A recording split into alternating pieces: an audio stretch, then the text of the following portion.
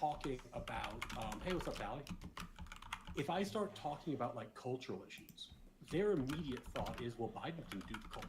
Whereas if you talk to anybody on the right about like what are the cultural issues that were relevant in 2024, they intuitively understand, because they've had so many of these conversations, that the politicians on the left kind of wink, wink, nudge, nudge. They don't say it. They don't have to say it because everyone knows what's happening. Like, it's not like Joe Biden was saying, hey, I want employers to cancel conservatives at their jobs for tweeting. But everyone knew it was okay with him, and the Justice Department wasn't going to come after you, and the law was favorable, and it kind of just happened, like this big cultural wave, right?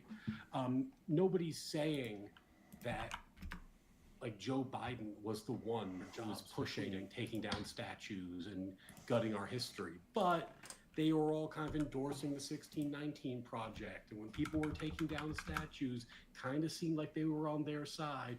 So it's all very amorphous and it's very decentralized. And what I want to do, as I'm getting a little bit more focused on like building this reasonable right with an eye towards 2028, is I want to start making these points concrete.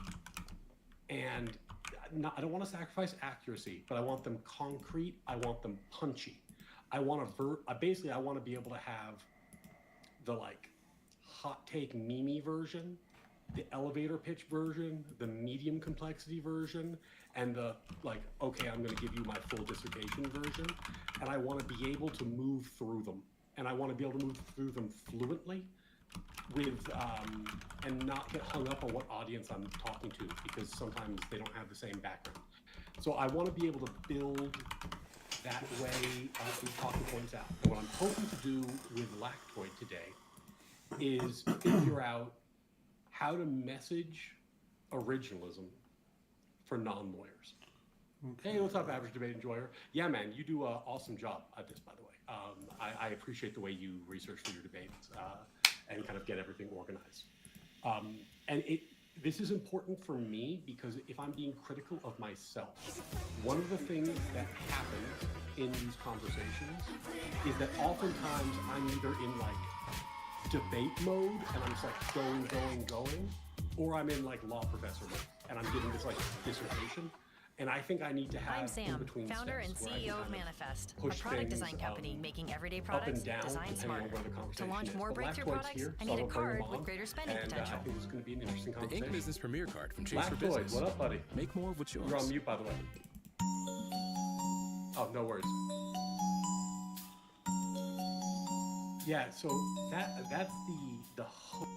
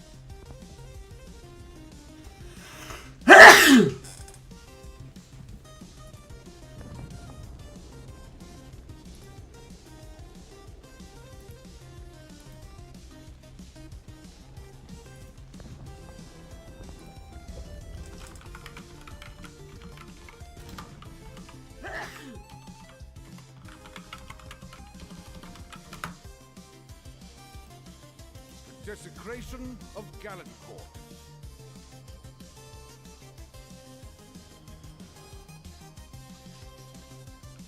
Phaedrus Khan stood and bled for us. Now he rests here in peace.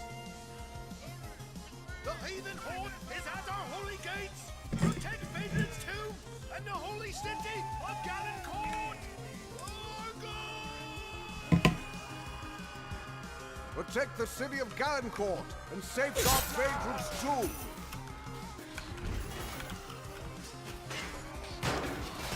Agathias, defend the outer fortification.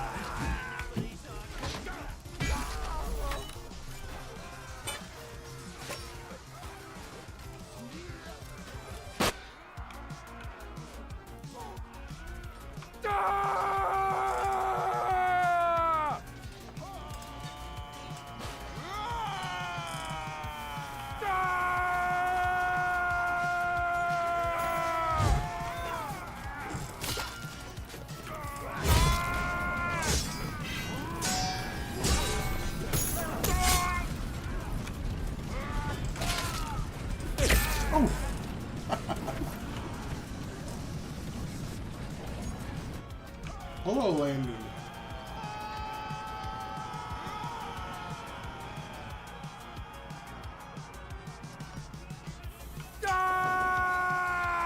We'll start in a few minutes. I'm just getting warmed up.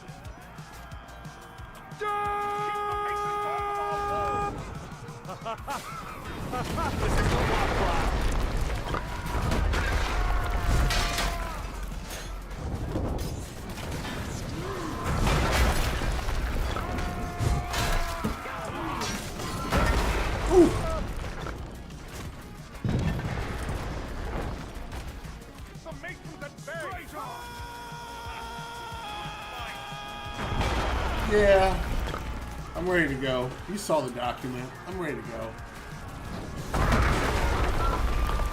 Our fortifications are being overrun!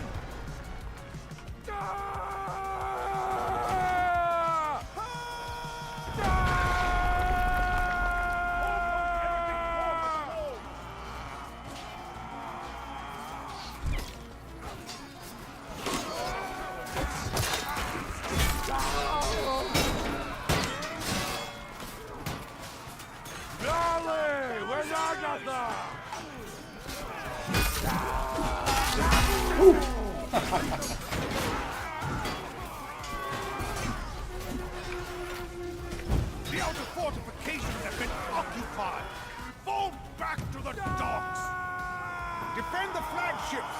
Do not allow the Masons to disable them.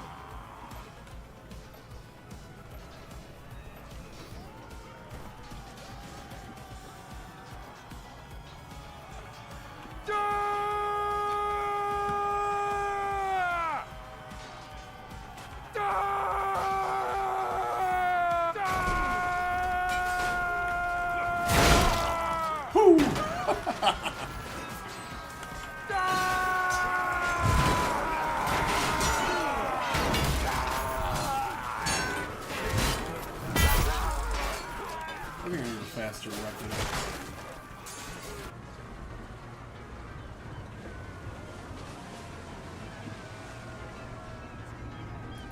Let's try the War Club out. Not let them ignite the Malachite.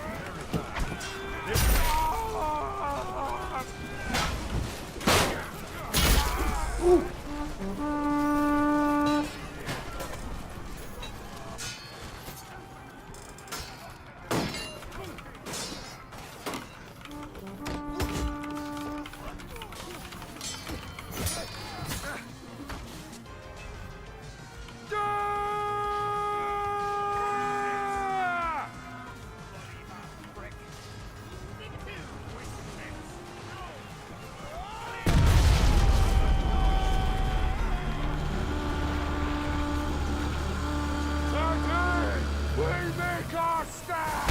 Oh! The lion's roar is lost! Its mast is broken! Rally to the Gold Maiden's defense!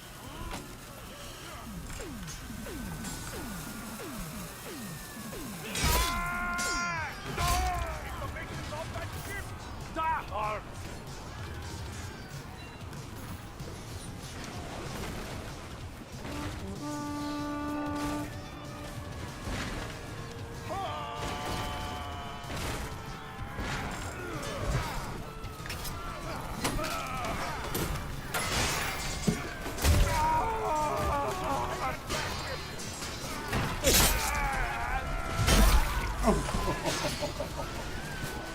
Try hard, nerd. Leave some likes. 6 people. I only see 3 likes. Share it. Tell your friends. We're doing big debates tonight.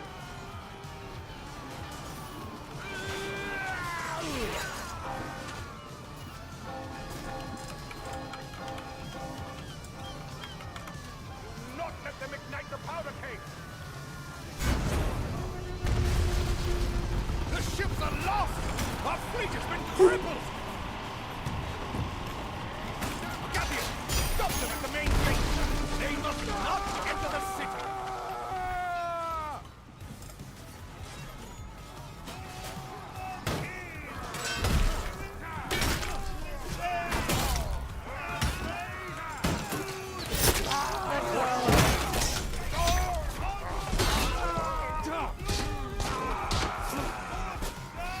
I'm ready.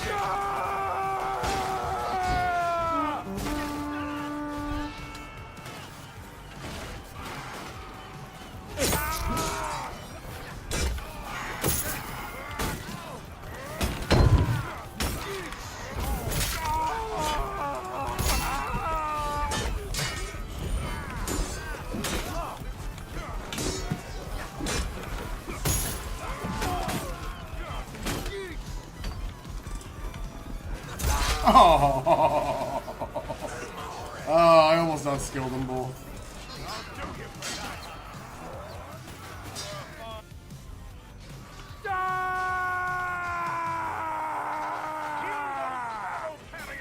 Shake it off.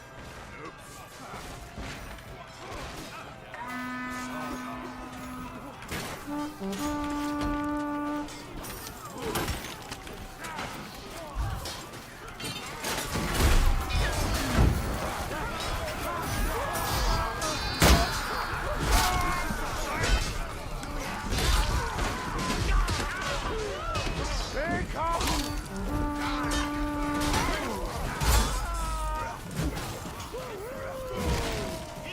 Another victory!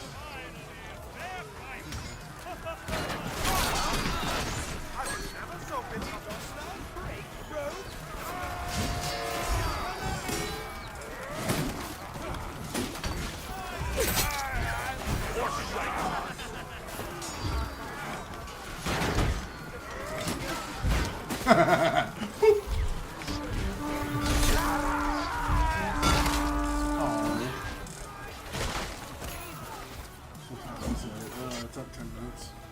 Nobody's jumped in here yet.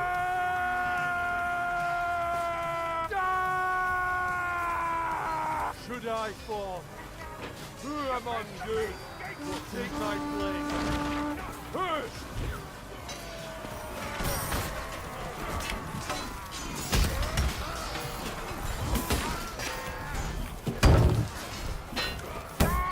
Ah, you threw a fucking barrel at me.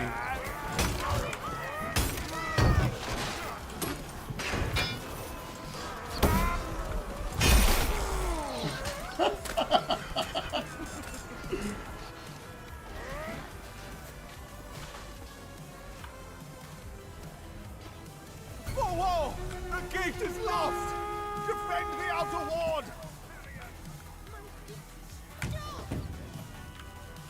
We got 3 minutes left.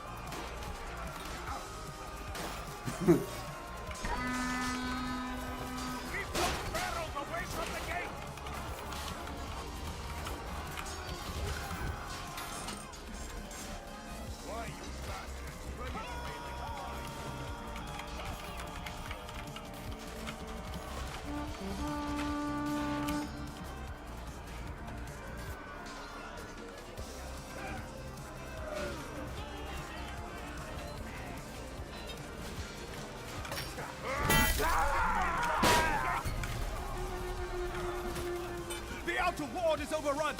Retreat to the city gardens! The Masons are bent on defiling our relics! Kill those dirty heretics!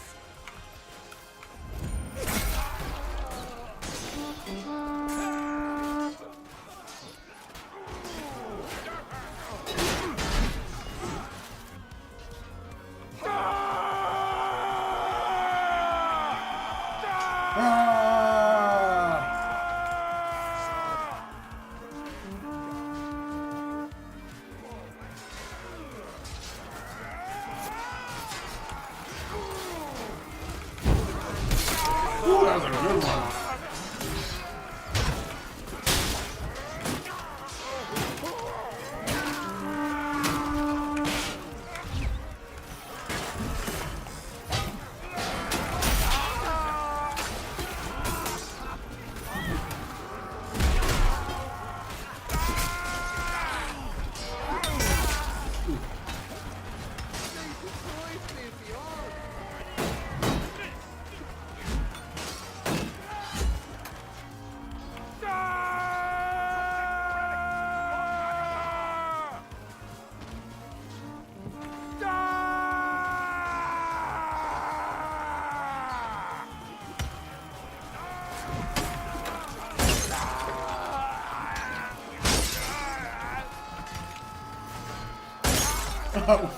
Fucking.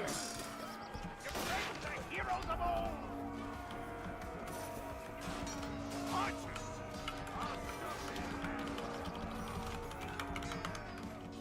That's right. I told him.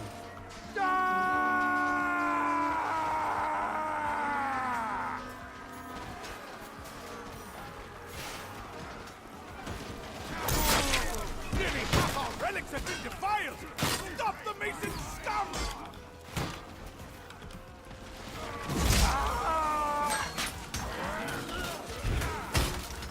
Bastard!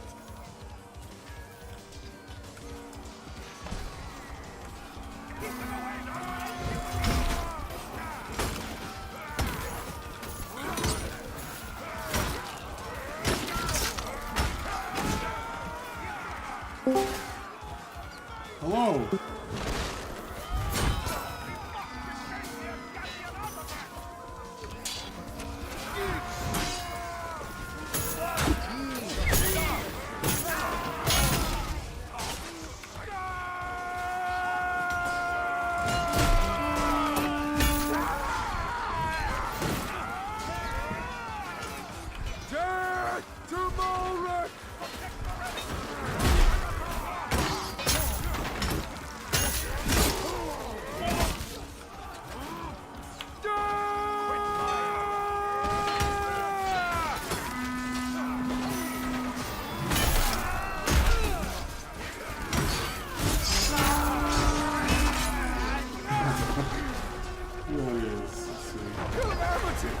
The holy relics are lost, and the city is ablaze!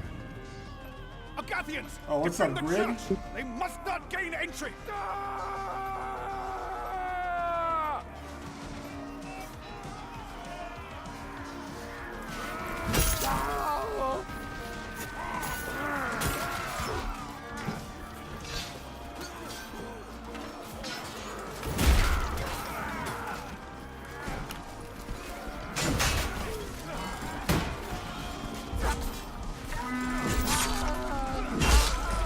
Shit. Well, we gotta be creeping to that time. 5 more minutes.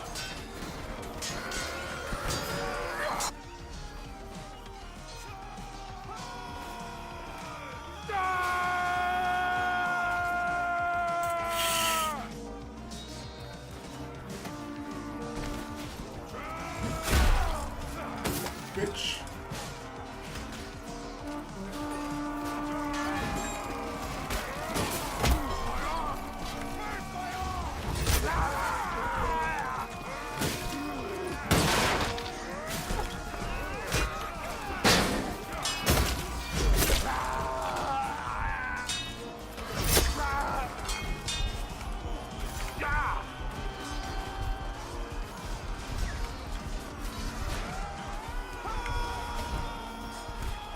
Ooh, this is a big one.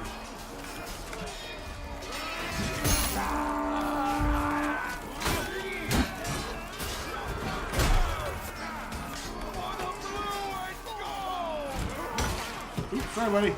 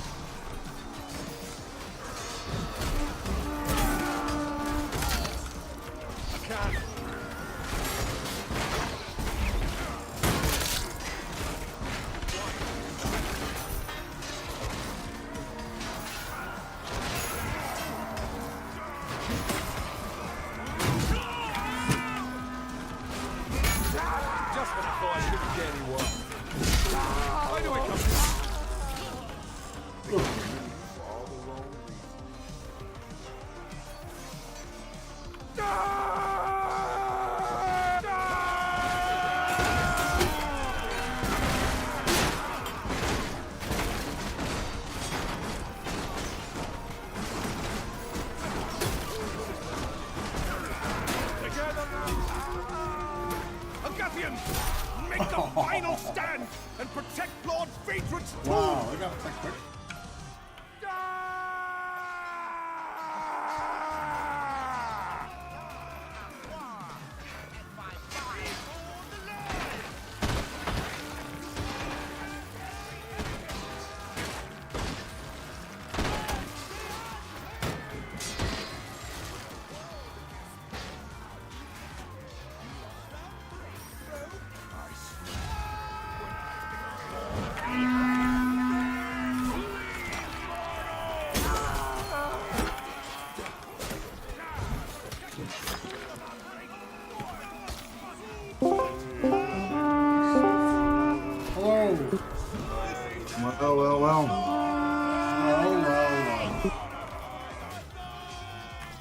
cool it is. Look cool it is. Take it. Take it. We're just finishing up this round.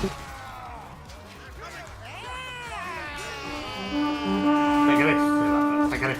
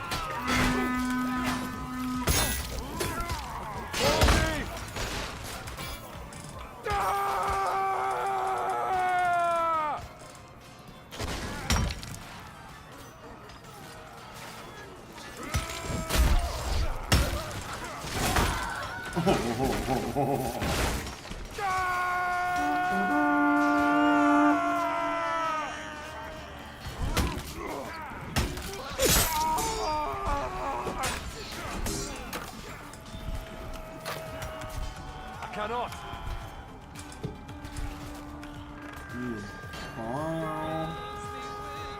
What was it? Oh, was it a heal?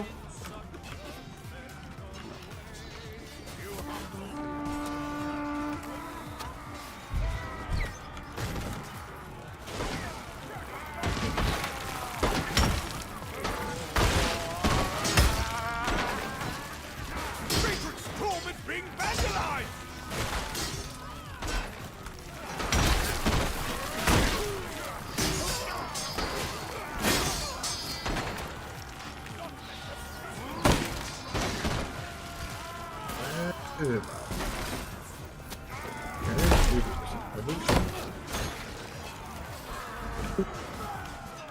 I cannot. Not happen. Where is Castle? Yeah. Well, where is everybody here? Leafy said 5-8. He like definitely. Not happen. I'll forgive Leafy.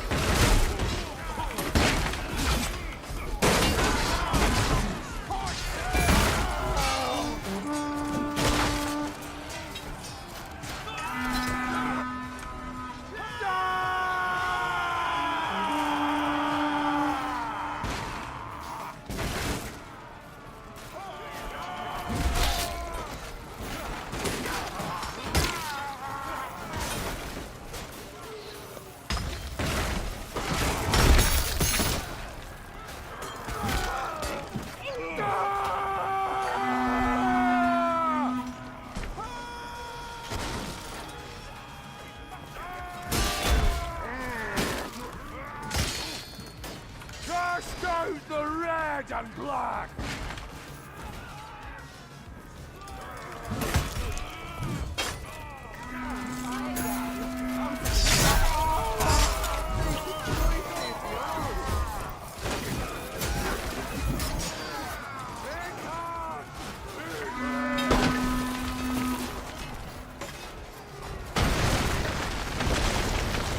I'll be back in a second.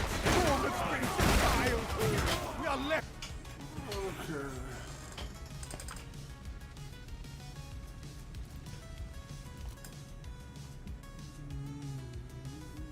What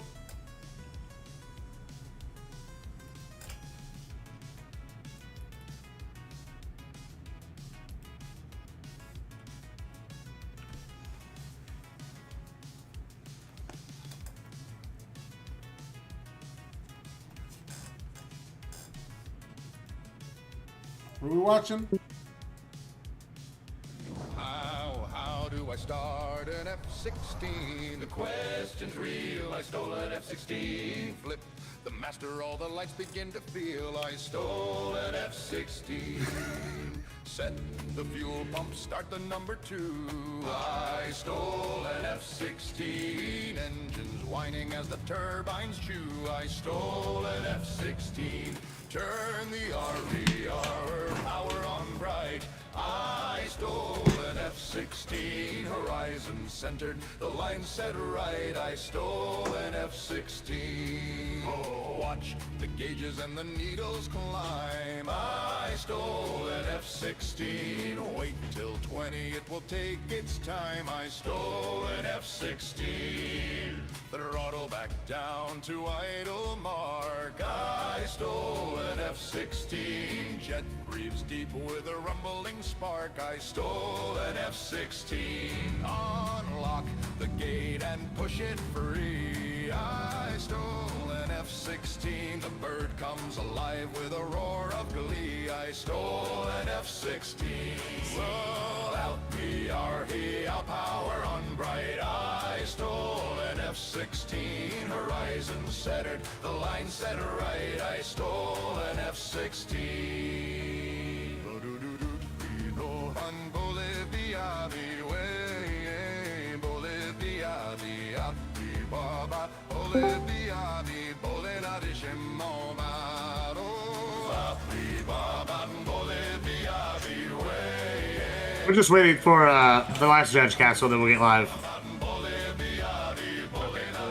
Can you hear me okay?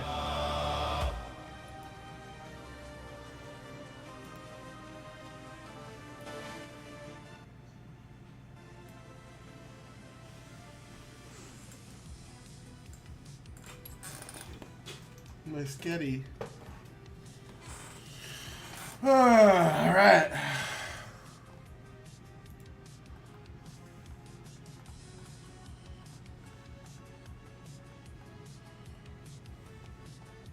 I'm fucking ready. I blew like 4 grams right before this.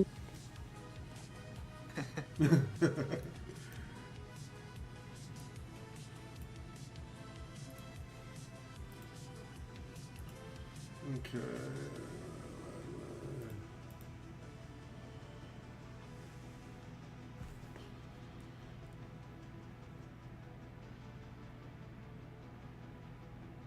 Oh, he's got the TV off today. Yeah, you got the TV off today. It must be serious. I know, right? I made sure no background noise, no TV. I had to come home, finish up typing last thoughts too. I kind of scrambled on this. It's funny. I was thinking about it for the past week, and then like the past few days with work, I'm just like, oh shoot, I actually have to like write something down here so I can prepare. So hopefully I have enough. I got 7 pages only, so that's all you got to contend with. Only 7. Great. I didn't know which way you were going to go, so I just went ahead and like took all the major complaints I've heard about Trump grabbing power and researched them all. So I think I'm ready. You're That's the affirmative here, and my job is to just poke enough holes in your argument to where it's implausible. Yeah, definitely gonna be a lot to prepare for, which is kind of good. Hopefully I can sneak some past you that you maybe didn't prepare for, but I don't know. I kind of picked the most major ones. Which I figure the major ones are the best cases too. So like even if I have a canned argument, then it just comes down to the argument itself. But we'll see. We started a podcast this week. We just dropped really? the first episode. Yeah, it's just something like a nice. fun thing we're doing. Nice. Yeah, I'll take a listen. Did you drop it in your Discord or? Oh, I should do that, huh?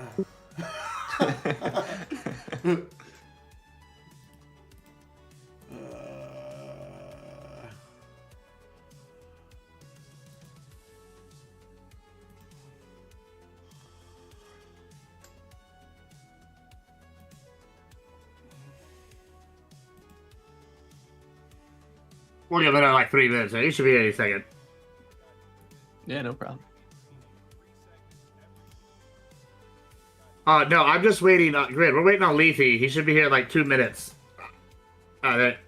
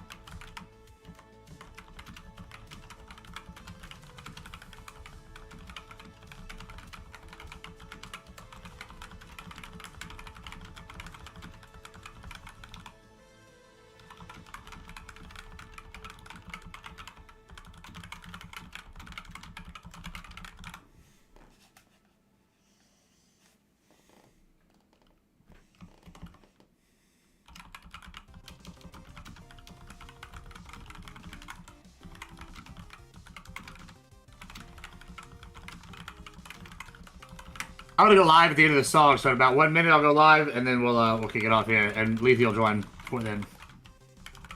Cool. I ain't gonna jump no more.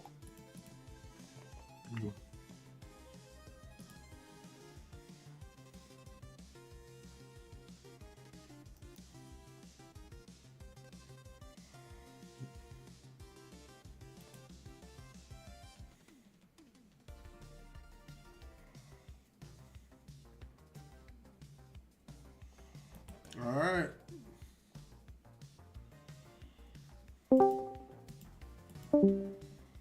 Oh, there he is, but Grid's go. Oh, there's Grid. Oh, we got the whole band back together. Look at that.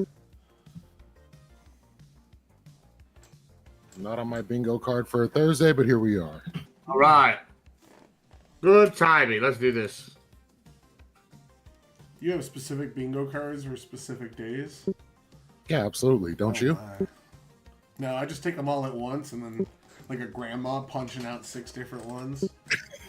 All right, boys, here we go. Let's do this. All right, welcome everybody to another DCS matchup. We got our most debater, I guess, master debater, the guy that debates the most. I don't know what he is.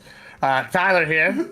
He's coming on for, I don't even know what his record is at this point off the top of my head. I'll have to pull up his stats at some point during this, but he's going for another one against Castle, a new guy. You haven't done a DCS here, have you, today?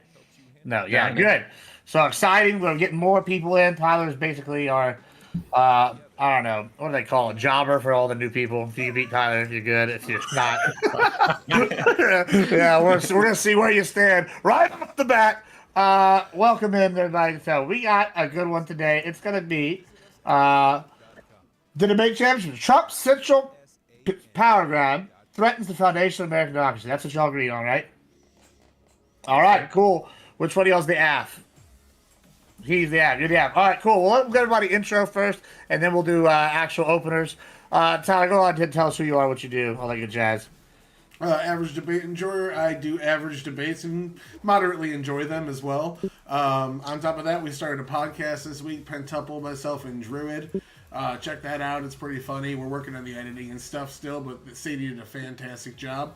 Other than that, I'm here to kick ass and chew bubblegum, and I'm all out of ass to kick, so I'm going to chew some bubblegum. Yeah.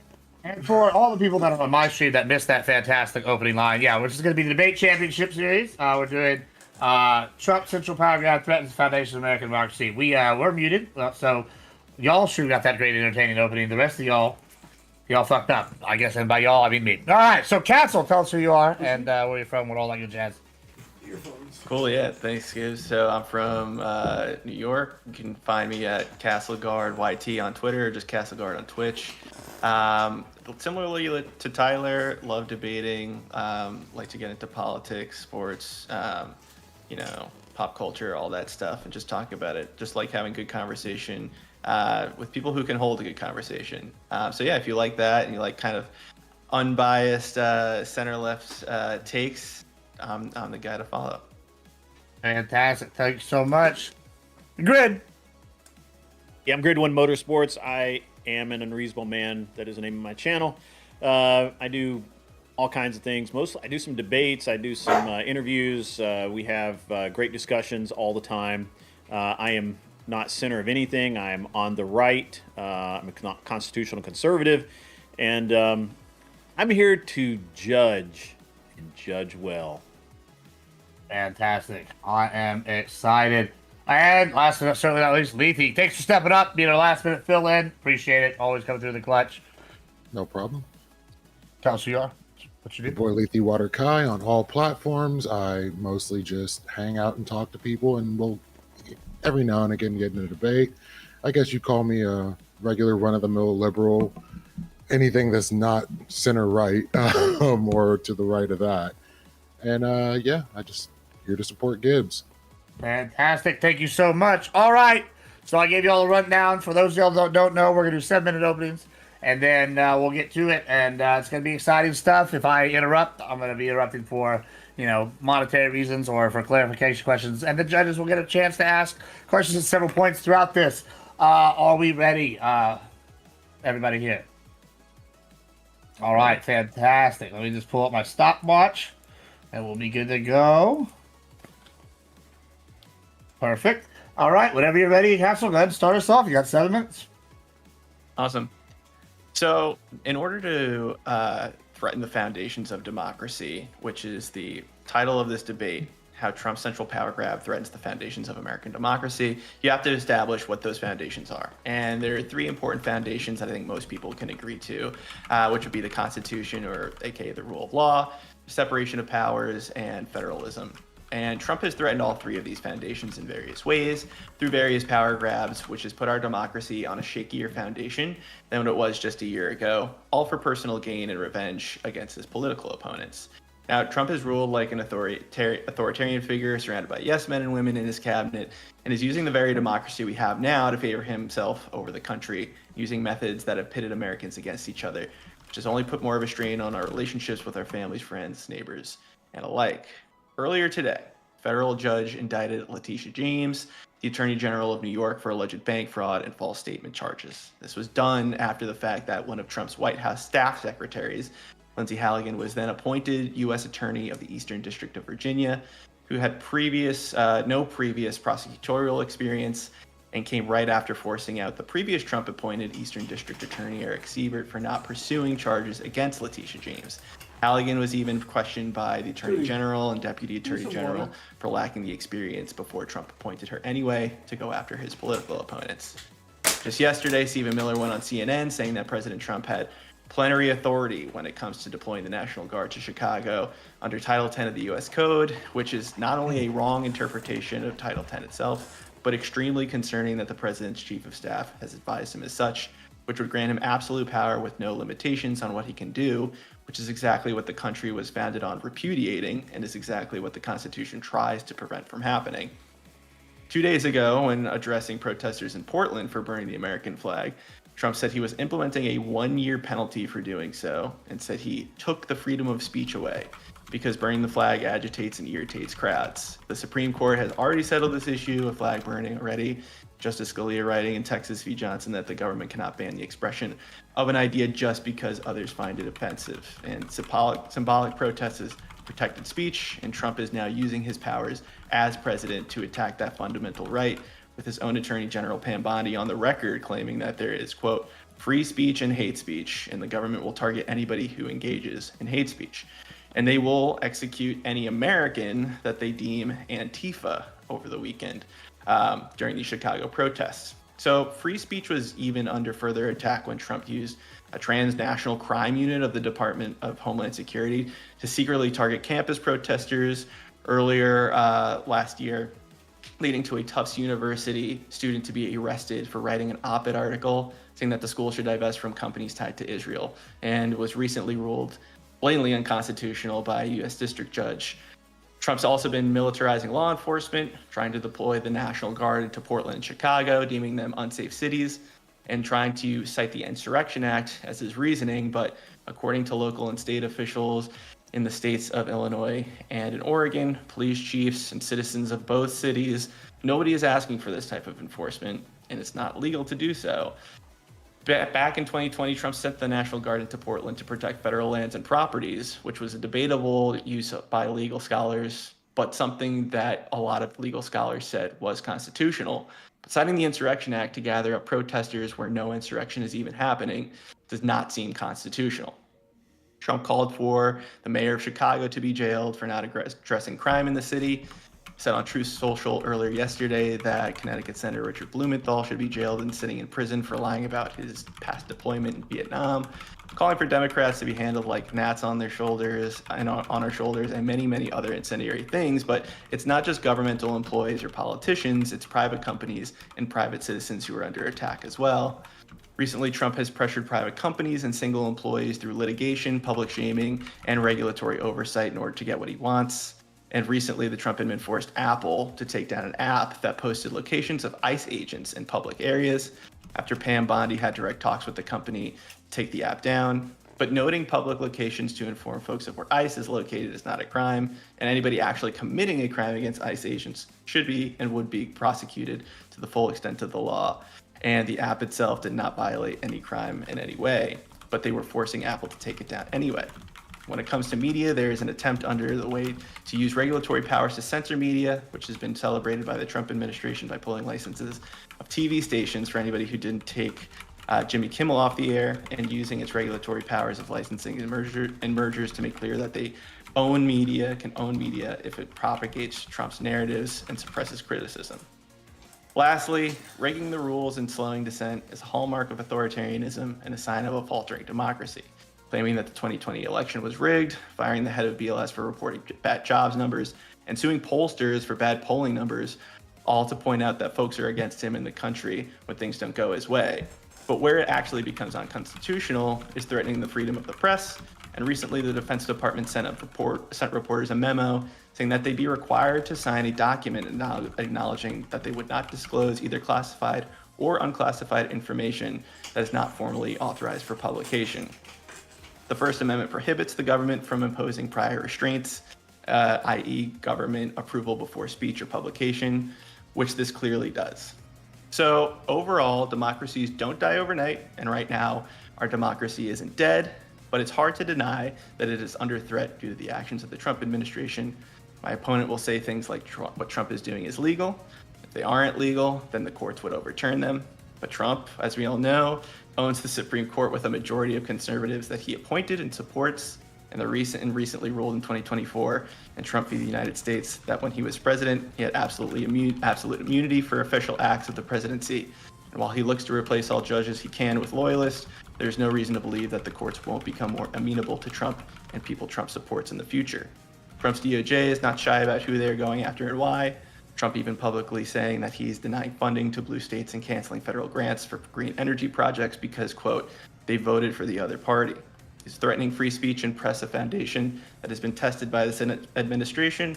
Absolutely. Have the separations of powers been tested under this administration by controlling government spending and power of the purse by withholding funding or by firing district judges? Definitely. And has federalism been tested by Trump deploying the National Guard into U.S. cities to go after protesters, advocating for what they believe is right, or threatening state university funding and their students based on their political views? It's time. All right, good, nice. Right at, we got a little bit over, like about 3 seconds over, so I'll give Tyler 3 seconds grace. All right, and yes, Sam, we are doing ranked debates, so judges, try to be impartial, pick whoever did the best case. Yeah, that's what we do here. Said chat, same thing to y'all. We're going to pick who won the debate on points, however that may be. Go ahead, Tyler. Go ahead. All right.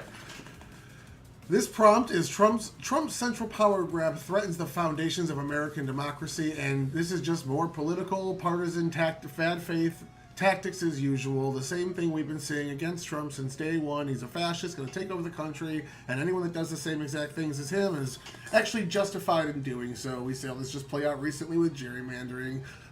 Democrats gerrymandering. Absolutely, they're standing up to fascism, even though California was significantly more gerrymandered than Texas in the first place. So, first, my argument is going to take a look at a lot of the common claims that we hear, but most of them he mentioned. We're talking about Trump ignoring the courts, Trump attacking the cartel, Trump attacking Iran, Trump deporting people, stripping student visas. We didn't actually talk about tariffs and all the firings so much. Sending troops to city, all these things. I heard a claim that sending troops to city was illegal, but this went to the Ninth Circuit about 2 weeks ago. And they said that Trump was actually completely in his right and gave legal precedent as to why he was in his right to do this. So to say it's illegal is just kind of unfounded in the law. He's allowed to A, back up his federal troops, and B, go in after groups that are deemed as terrorist groups. So I'm going to show you that a lot of these claims are flat out not true, or some of them are perfectly fine, but at the end of the day, I'm going to show you that the other party has been using the exact same tactics and nobody cared. It's just one-sided pearl clutching and pretending democracy is going to be over. The same things we heard all through Trump's first term that never came true. So, going from there, I'm going to talk about the Article 2 right of the president to interpret laws. As much as you hate it, Joe Biden had the right to interpret the HEROES Act and the SAVE Act and the Higher Education Act to try to get rid of student loans. So the fact that the courts shut it down, it's the court's job to shut it down once Congress defines it as much as they're going to. So it's Congress's job to define the law. If the law is too stringent, the executive gets to interpret it, and then the judicial branch gets to say whether or not he went over his merit in these actions. So when this process plays out exactly as intended, just to say with zero proof that he owns the Supreme Court and the Supreme Court is corrupt because they somewhat share a similar ideology to him is about as dishonest as one can be. He's winning legal battles, and it's some kind of fallacy. I don't know which one specifically it is, to ignore what they're actually saying in law, what they're actually saying in their rulings, and just say, well, I mean, Trump's 21-0 in the Supreme Court because he owns them. Where's the proof of that? It's a baseless claim, and it has to boil down to corruption at some level to explain away why he's been right every single time on the Supreme Court level.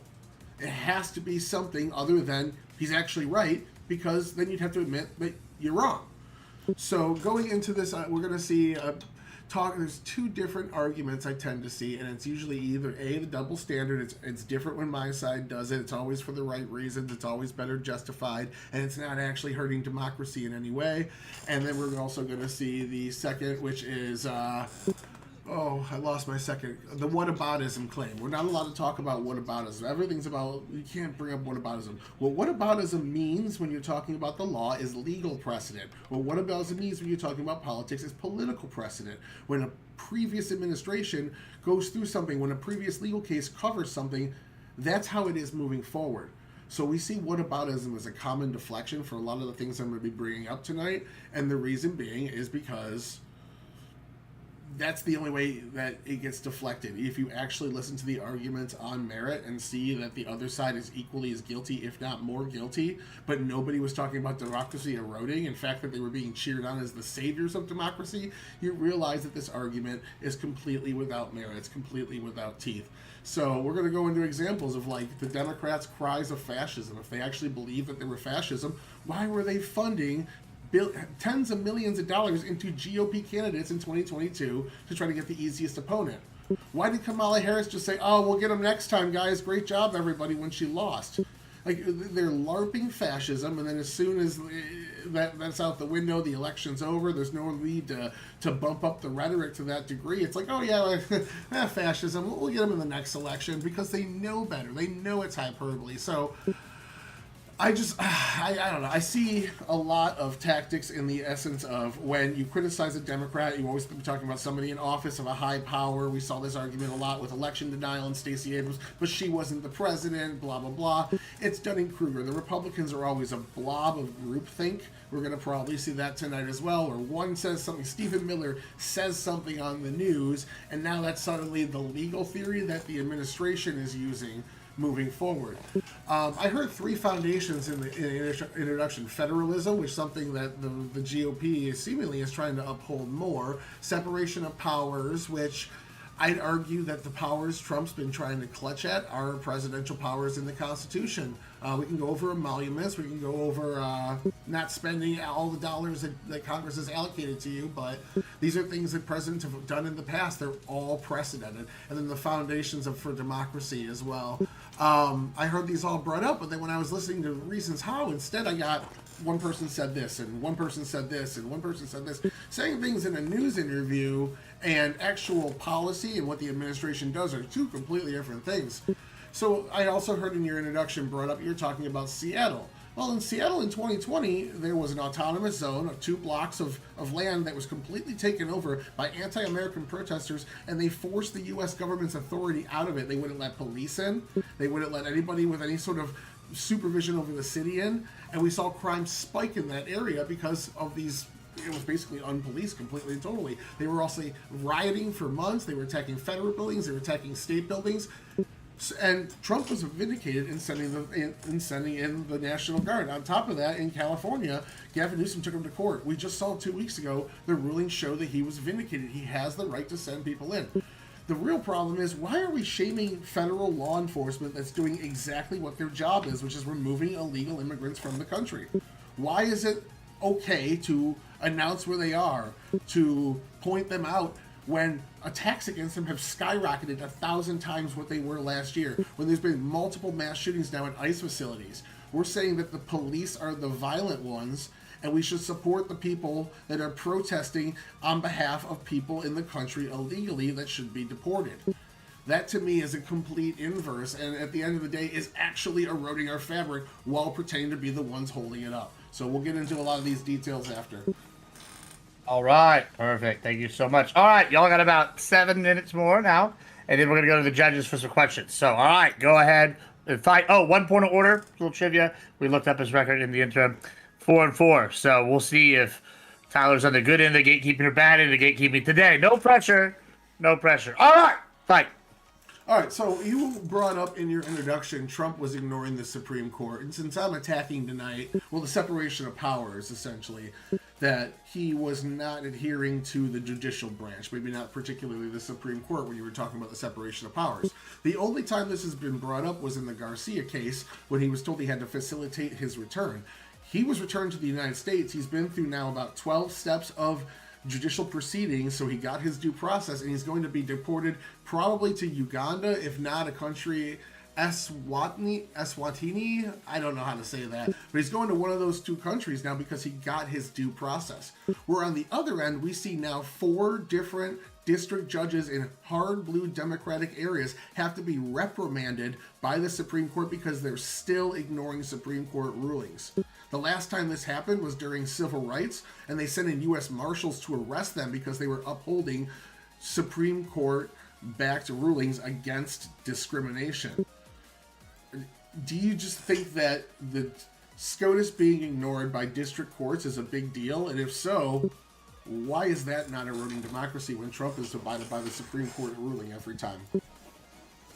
So I don't think I mentioned anything about Trump ignoring the Supreme Court rulings in my opening statement. I can definitely see people talk about that. And I think before I address your point, I was very careful with a lot of what I wrote here because people do use hyperbole when describing Trump and the Trump presidency or calling him a fascist or a dictator. I definitely didn't want to use those words purposefully because I know the way that they carry. And I'm not calling Trump a fascist either here. Authoritarian is different, but I also think it's justified in this case. So just to clear that up. But in terms of the courts themselves, I didn't say that he was trying to ignore Supreme Court orders in this case of Abreu Garcia.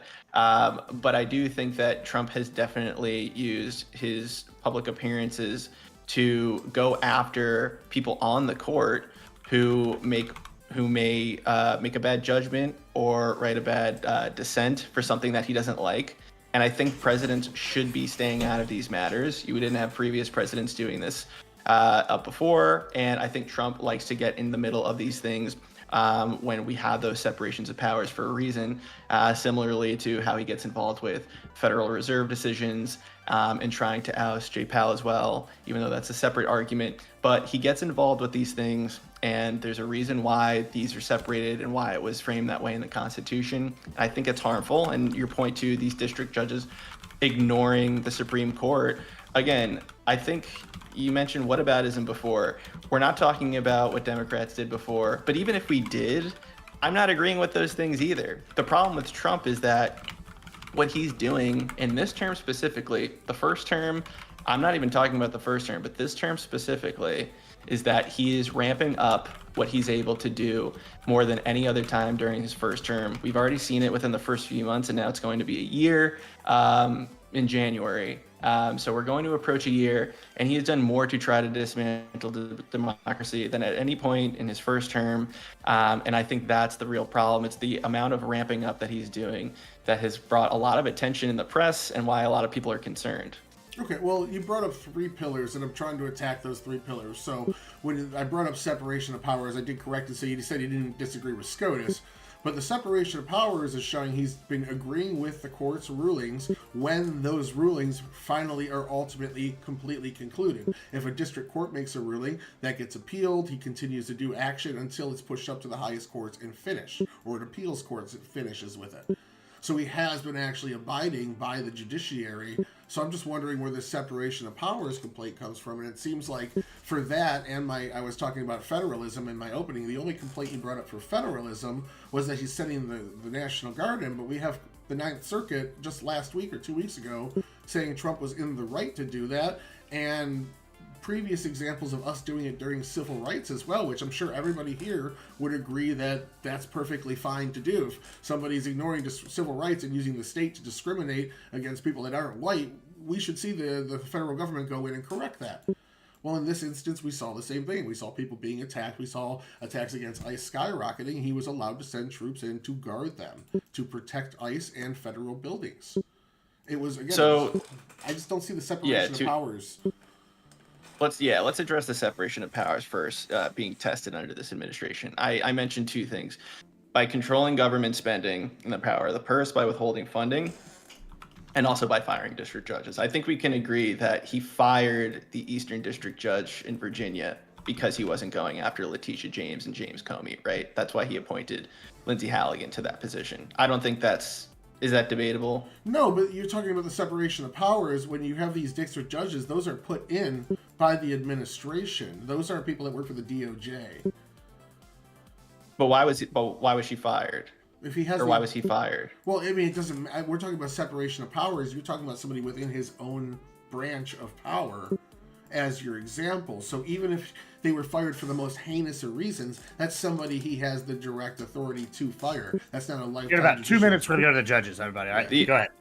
The point of the judge. Well, so we have to say, so now we're saying that the president can fire judges that he disagrees with solely because they're not going after their political opponents. I think that's definitely a threat to democracy. Only if they're in the executive branch. So all immigration judges, for instance, all immigration courts are not Article 3, they're Article 2. They're under the executive branch. They're employees of the DOJ. So if they say, hey, employee of the DOJ, go after this person, and they say no, they're allowed to fire that person. Absolutely, yes. But the DOJ isn't control. It's supposed to be separate from the president. The DOJ has its own authority than the president does. So I don't know how that's even being considered as something normal. The president should be staying out of DOJ. I mean, under Biden, that was an issue, people saying that he covered for Hunter Biden, right? Like, you can't have a DOJ that is in cahoots with the president himself. Otherwise, you're just going to go after political opponents all the time instead of people that are actually committing crimes. Yeah, absolutely. There is a link there. You get to elect the head of it. You're talking about a norm in Washington, but it's not something that's actually written down anywhere. You are allowed to coordinate with your DOJ. You're allowed to ask them questions. You're allowed to say that investigations that you want to see done. You're just not allowed to. I mean, it's taboo for you to directly command them to go do a certain investigation. But we had during the Obama administration, or the Biden administration, we had Biden not only saying that he wanted Merrick Garland to go after Trump faster than one of his aides, but we also have him. You said earlier that you don't see any Democrats commenting on the decisions of courts they don't like. Joe Biden was all over the place commenting about how Roe v. Wade was a mistake, how the SCOTUS is right-leaning and corrupt, and he was actually pushing a bill to pack the courts so they could overrule the Supreme Court. That, to me, is a big check on the separation of powers. Like, that to me tells me that Joe Biden was violating the separation of powers significantly more than Trump, and nobody cared. Nobody thought it was going to tear down the democracy, and we just moved forward. In fact, people voted for Kamala Harris, who also backed that very same court packing bill in her campaign. We were voting to tear down the pillars of democracy. Let's go ahead. Let's go stop rule pause y'all right there. So you can stop and point for a second.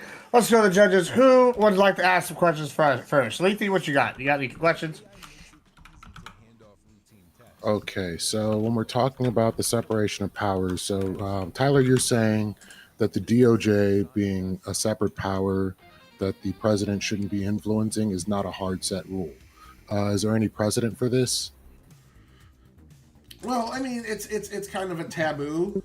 I'm pretty sure he has the full right to direct him to, hey, investigate X, Y, and Z person if he wanted to. I'm pretty sure. This is a little outside the bounds of the debate, but I'm pretty sure that is not a hard set rule. I think that's more of a conflict of interest. They can pull you in and ask you about it, but even if you could be held in contempt of Congress, like Eric Holder could, Obama could just not persecute it, and that's the end of that too. And I want to hear what Castle has to say about it. Yeah, and let's take Tyler's statement as truth there. I think that's kind of getting to a theme here where even if he did have the ability, we're pushing the boundaries into uncharted territories or unprecedented territories in some of these instances where that shouldn't be the case. We shouldn't be accepting that as something that's okay to do, even if he does have the legal authority, even if that is considered legal. I did just think that brings us into really bad territory. And like I said, if you have the president as in power and he's firing people left and right who don't agree with him, then what's to say that he's just not going to replace whoever in the DOJ with somebody who will go after someone until he hires the right person? And I don't think that's helping Americans. I think that's bad for democracy, but it's not going after actual bad people. Well, that's literally his job, though. Like, I just looked it up. There is no actual hard rule. It's just a long-standing norm and internal inside the DOJ. But that's like the job. All of the power of the executive stems from the president. So if the president wants somebody that's going to fulfill his agenda, then he puts them in the cabinet position. If they're not fulfilling his agenda, then he removes them from the cabinet position and puts somebody else in. That's literally their role, is to serve the privilege of the president and do what he wants. When they start going rogue and doing what they want, that's when you get rid of them. So when they take an oath under the Constitution, it's for who? The president or for the people? I'm not 100. I'm pretty sure they take it for both, if I'm not mistaken. But the fact is, like, they're allowed to disagree, but the courts are the ultimate decider. I covered this in my opening. The president's allowed to look at laws and interpret them a specific way. It's Congress's job to make sure they're extremely specific and not allocate power to the president of discretion. If he has that discretionary power, he's allowed to turn around and interpret them how he did. Joe Biden did it multiple times to try to forgive student loans. He tried to rewrite his parole authority, and for the first time in U.S. history, bypassed Congress to make his own visa program to bring in about 700,000 people from Venezuela, Haiti, and Cuba and such. And it got shut down because all of it was illegal, but it was because that's how he interpreted the laws. And that's their complete privilege. And people are going to hate that I'm going to say this, but Trump even had the right to interpret the Electoral Count Act the way he did, even if his intent was a bad one, which was to subvert democracy. He has that legal right to look at the law and say, this is what I think it means. And the courts are there to check him on that. Even John Eastman said, if this goes to the courts, they're going to say Trump's theory to read the Electoral Count Act is false.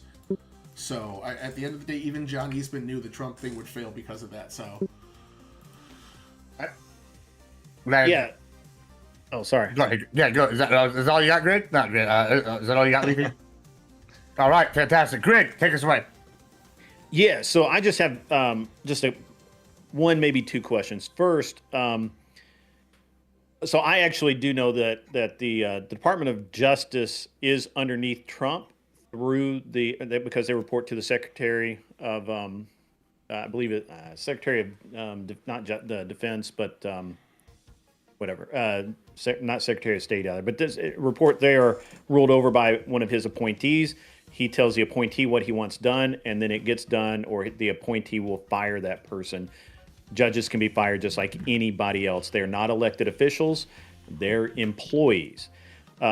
So I just wanted to kind of put that out there, just to kind of put that issue at rest, because I don't want us to go around the tree about it too much. But one thing that's interesting is that when I have to ask, so Castle, do you think that Trump is wrong to order to order the National Guard to back up the police and the federal agencies in these various cities? You think he's wrong to do that, or you just think it's an abuse of his power? Well, I think both. I think he's wrong to do that because it's an abuse of his power. And okay. I mentioned too, the way he's going into cities like Chicago, for example, where the police chief themselves, Portland, where the police chief and the people are not asking for this. The governor is not asking for this. Why is he doing it? It's really to quell speech and to quell people's political views who are protesting the way that ICE is enforcing the laws in this country. And I think that protesting is an American right. I don't think that's an insurrection by any means. If he had actual reasons, and I mentioned earlier in 2020 when he sent in the National Guard to protect federal lands and federal buildings, or like how Tyler mentioned in Seattle, they were taking over federal lands there too. That's some would say an actual legal constitutional reason, but just throwing the National Guard in there because he doesn't think that crime is being affected by the governor or mayor in the right way, totally illegal, totally unconstitutional to do that without reason. Tyler, yeah, same question. I'm just going to stick with my original answer. I don't think it's been addressed to the point where I want to abandon it. The Ninth Circuit already cleared these actions. We have United States versus Eunice, which is from the 80s, where this exact question was asked and resolved in the courts. We see 1,000-time violent rates against ICE up from last year. We see targeting of the facilities. We see 2 mass shootings at ICE facilities. We see multiple instances of violence every day. They're all over Twitter.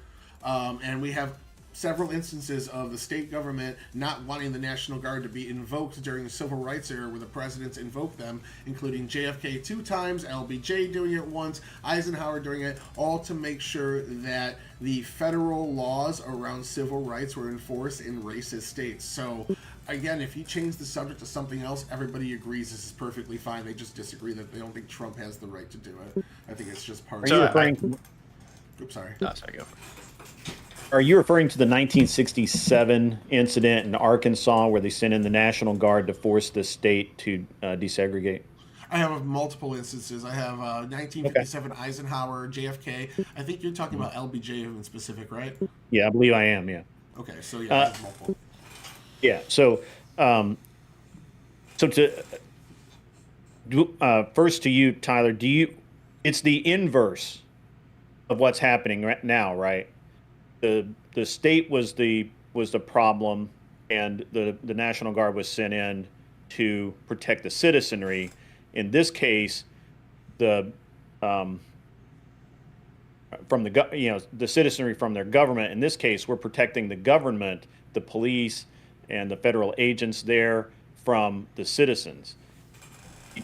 Would you consider that an equal?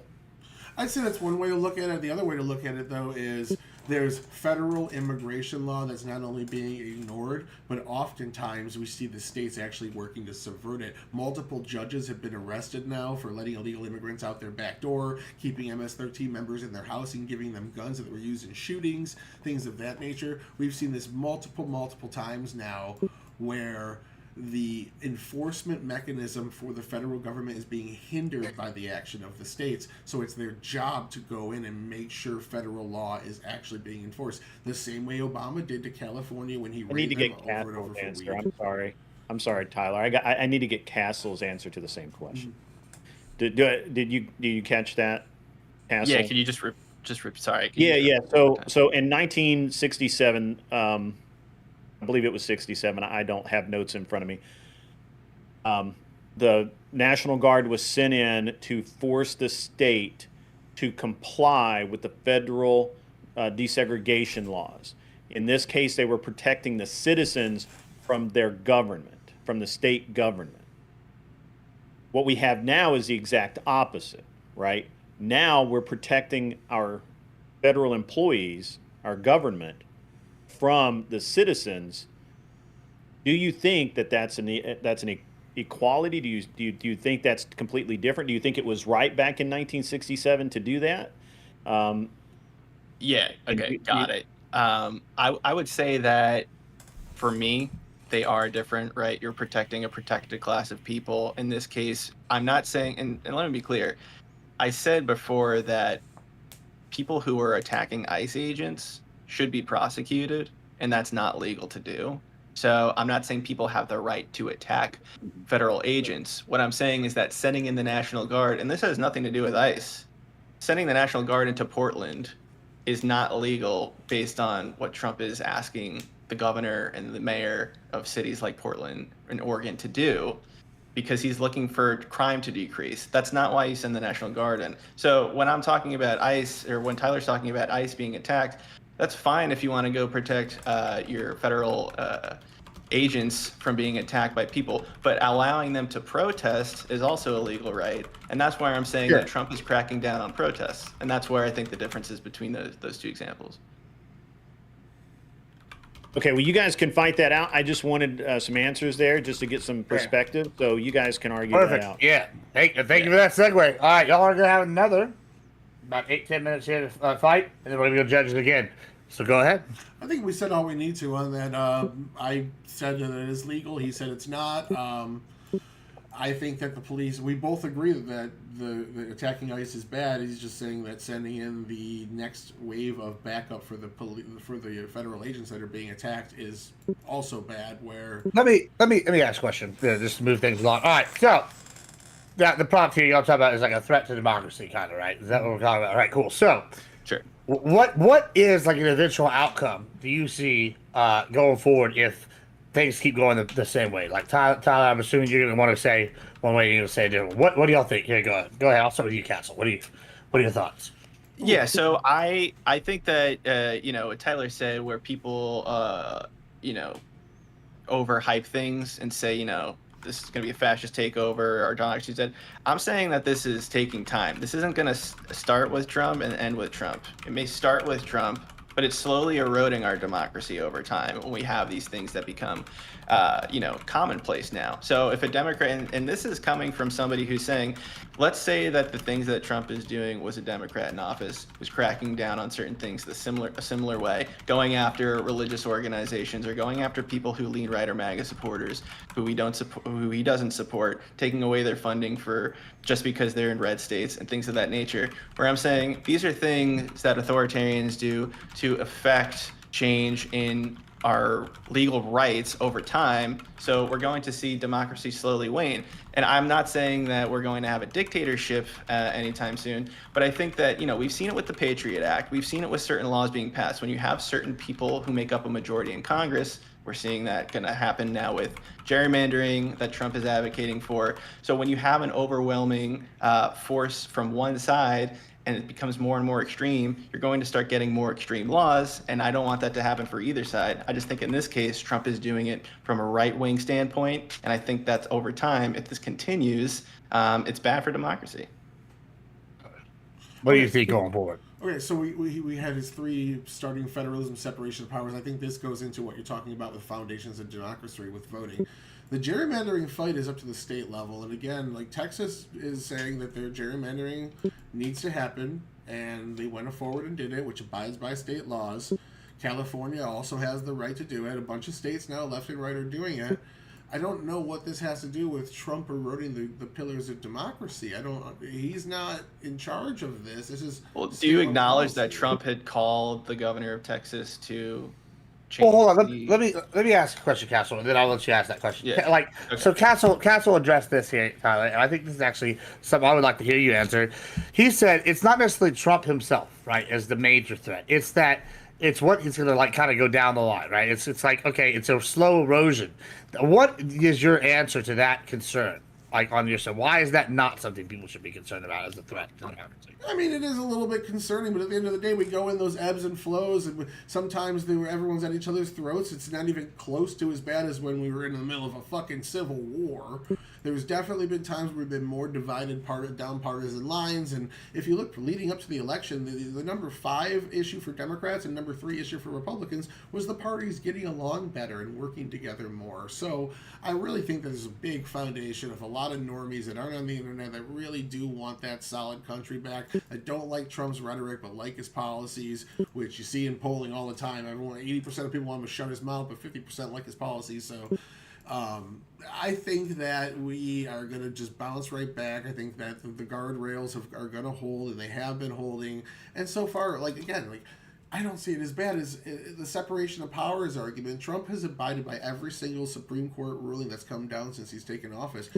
Granted, he's won about arguably all 21, maybe 20, if you don't think he won the Garcia one because he had to bring him back, but he's still got some significant wins in that ruling.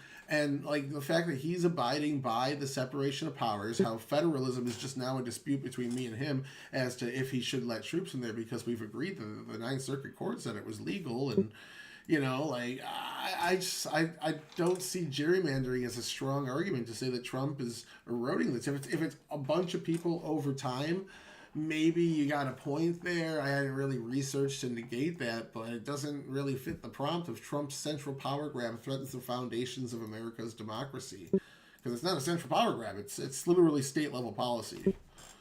So if I can respond. Go ahead. Yeah, go ahead. Castle, also, I'd like you to maybe explain this to you, because you mentioned gradual, and I think Tyler just hit this home with it being the central power grab being the source of the prompt. How is this, if it's only going to be gradual, how is it a central power grab then?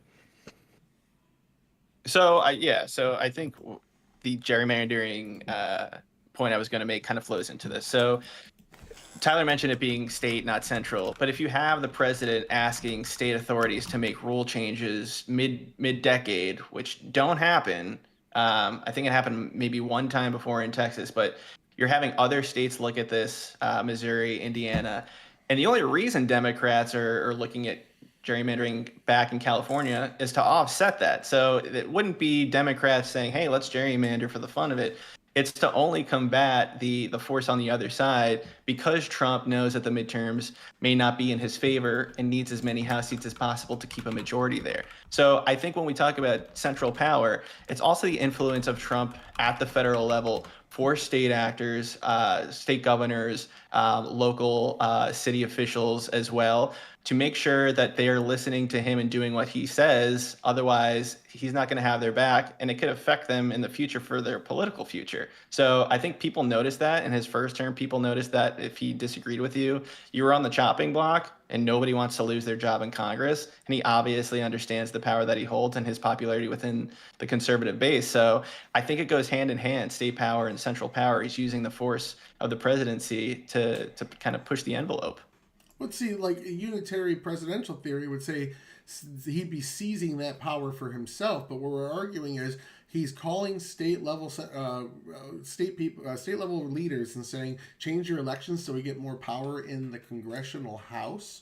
That would be the opposite of unitary theory. That would just be politics as normal. That's completely fine in my mind if you want to try to win more political power off your success in your election. But like, as you said, changing the rules midway to do something that would benefit your party is kind of bad. Well, Joe Biden tried to pass 2 major bills on the federal level, the Freedom of Vote Act and the John Lewis Voting Rights Advancement Act, both of those in the middle of congressional cycles. After an election had happened, he wanted to change the rules after he'd won in ways that would benefit the Democrats.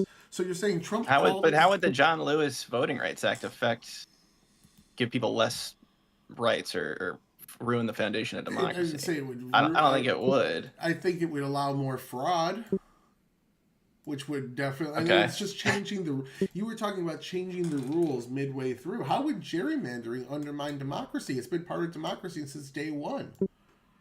So, like, you're adding a new because it metric, disenfranchises folks. I mean, in California, it disenfranchises folks. In blue states, it does as well. So we know that gerrymandering is bad. So even furthering that in Texas, which is already a gerrymandered state, it becomes obvious that they don't care about the people's voices there. They just care about holding power for one party rule in that state. And I think in the same in other states like Indiana and Missouri, where there's only 1 or 2 Democratic seats, and you're only left with 1 or 0, I think it's pretty obvious that, you know, you're saying that, oh, it's up to the states. That's not, you know, a central power.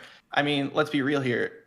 Trump will use that to grant himself more powers in the executive if he has the legislative branch behind him. It can pass whatever laws he wants at that point. Why wouldn't they pass them? I get what you're saying, but again, that wouldn't be unitary theory. That wouldn't be Trump doing a central power grab. That would be the Republicans campaigning to give their party more power in the current system that we have. That would be different than tearing down the government norms to give Trump power.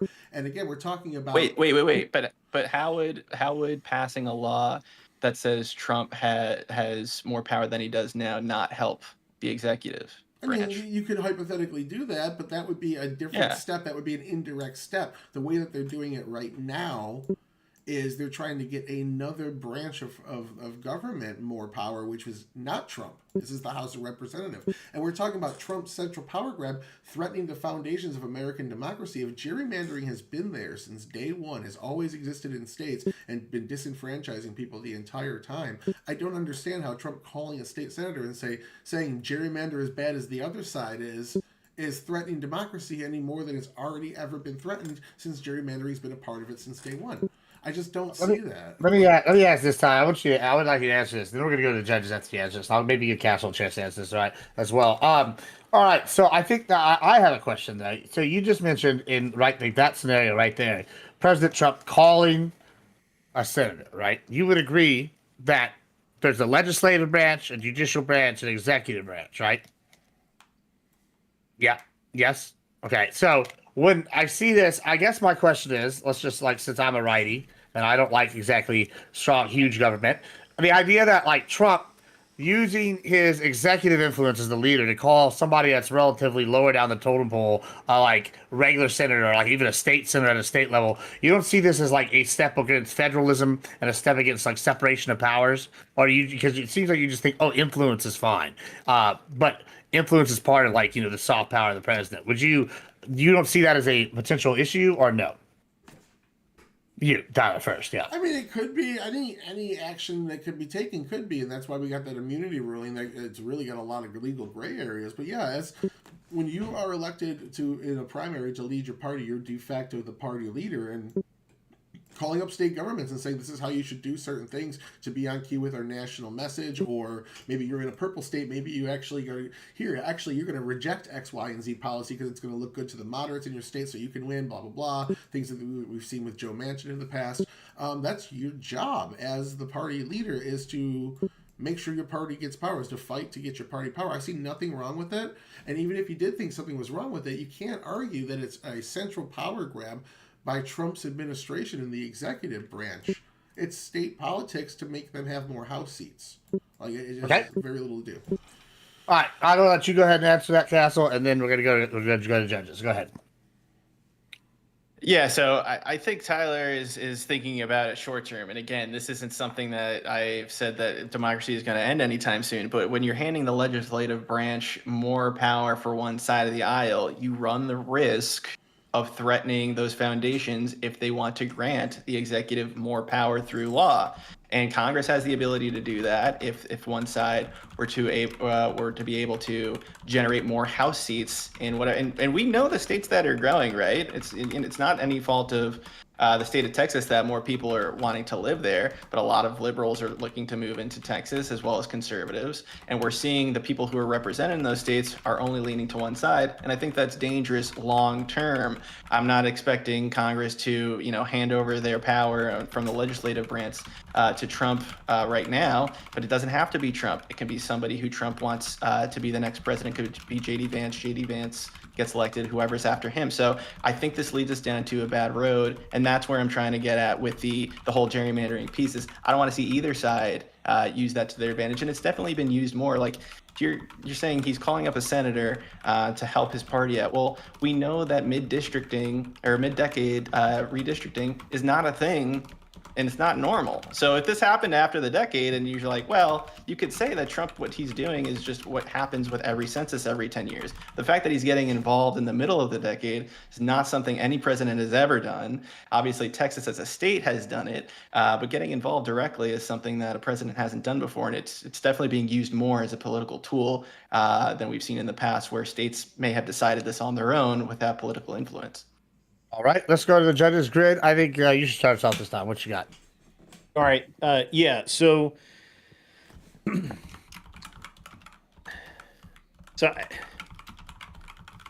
I don't know that the gerrymandering thing is, in my opinion, that's a states' rights issue, not necessarily a federal issue. I mean, obviously, it affects Congress. But just like California was able to gerrymander their districts and to the point where it's impossible for a Republican to even run in a primary there, are we going to undo that? I mean, what you're saying is that, well, we're not going to do anything about these other things. So what do we do now? So I'm interested in both of you guys' opinion on and I'm not and you don't have to stick directly to gerrymandering. I'm using gerrymandering here as an example of the things that I think Trump is trying to fix. Now, he may be ham-fisting it, he may not be effective at it, but I think that he's trying to fix it.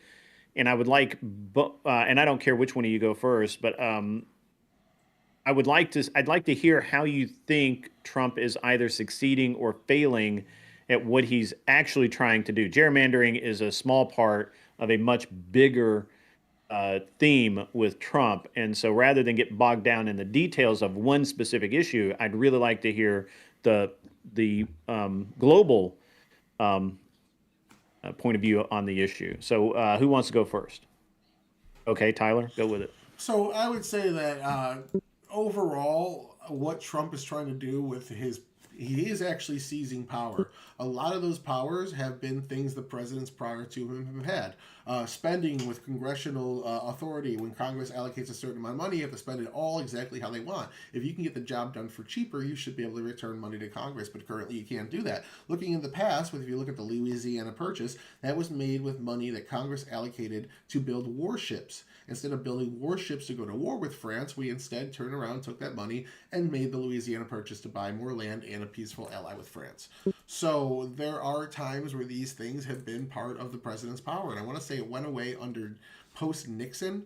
We saw them go away. It's only been relatively short that these norms have been put in place, and I would say Trump is trying to grasp some of the constitutional norms. Same things with deportations. We're finding out that, almost all these cases that he's winning for deportations, these are how the laws were intended to be used. This is how the INA was intended to be used, the AEA was intended to be used, and things of that nature. So if we're seeing that, if we're actually going back in the conversations, we're also seeing something similar with birthright citizenship.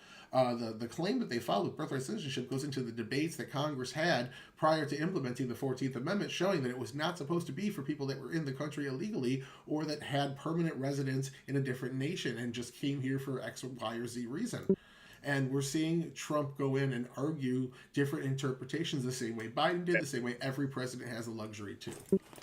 Okay, so just so I have it clear, you're saying that Trump's not actually seizing power or expanding the power of his office. Your position is that Trump is simply consolidating what was already there and clarifying, and I hate to use the word power, but the abilities and duties and responsibilities of the office that have been eroded away or been subjugated to other offices or entities like just for example, the Department of Human Services, right? Like they may be handling something that the president. Well, this is more because that would still be underneath the president. I'm talking more what judicial precedent has ruled away. Okay, like what other branches have taken away. Right. From the president. I just wanted the clarification. Okay, Castle, go ahead. Yeah. So I think when it comes to what Tyler said, it kind of also gets to my point a little bit where it's like, I'm not arguing that Trump isn't allowed to contest things. I'm saying that when he contests something and doesn't like the answer, he goes in and changes the person who's contesting that thing.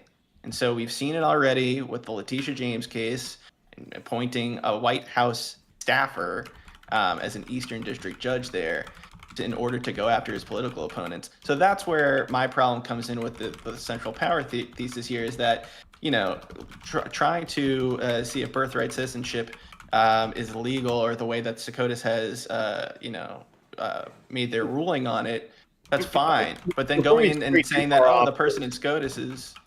Sorry. Before we stray too far from it, I think... Do you think Letitia James is the best example to use there? Because she literally ran on putting Trump in jail. If I were president, I would have gotten rid of her.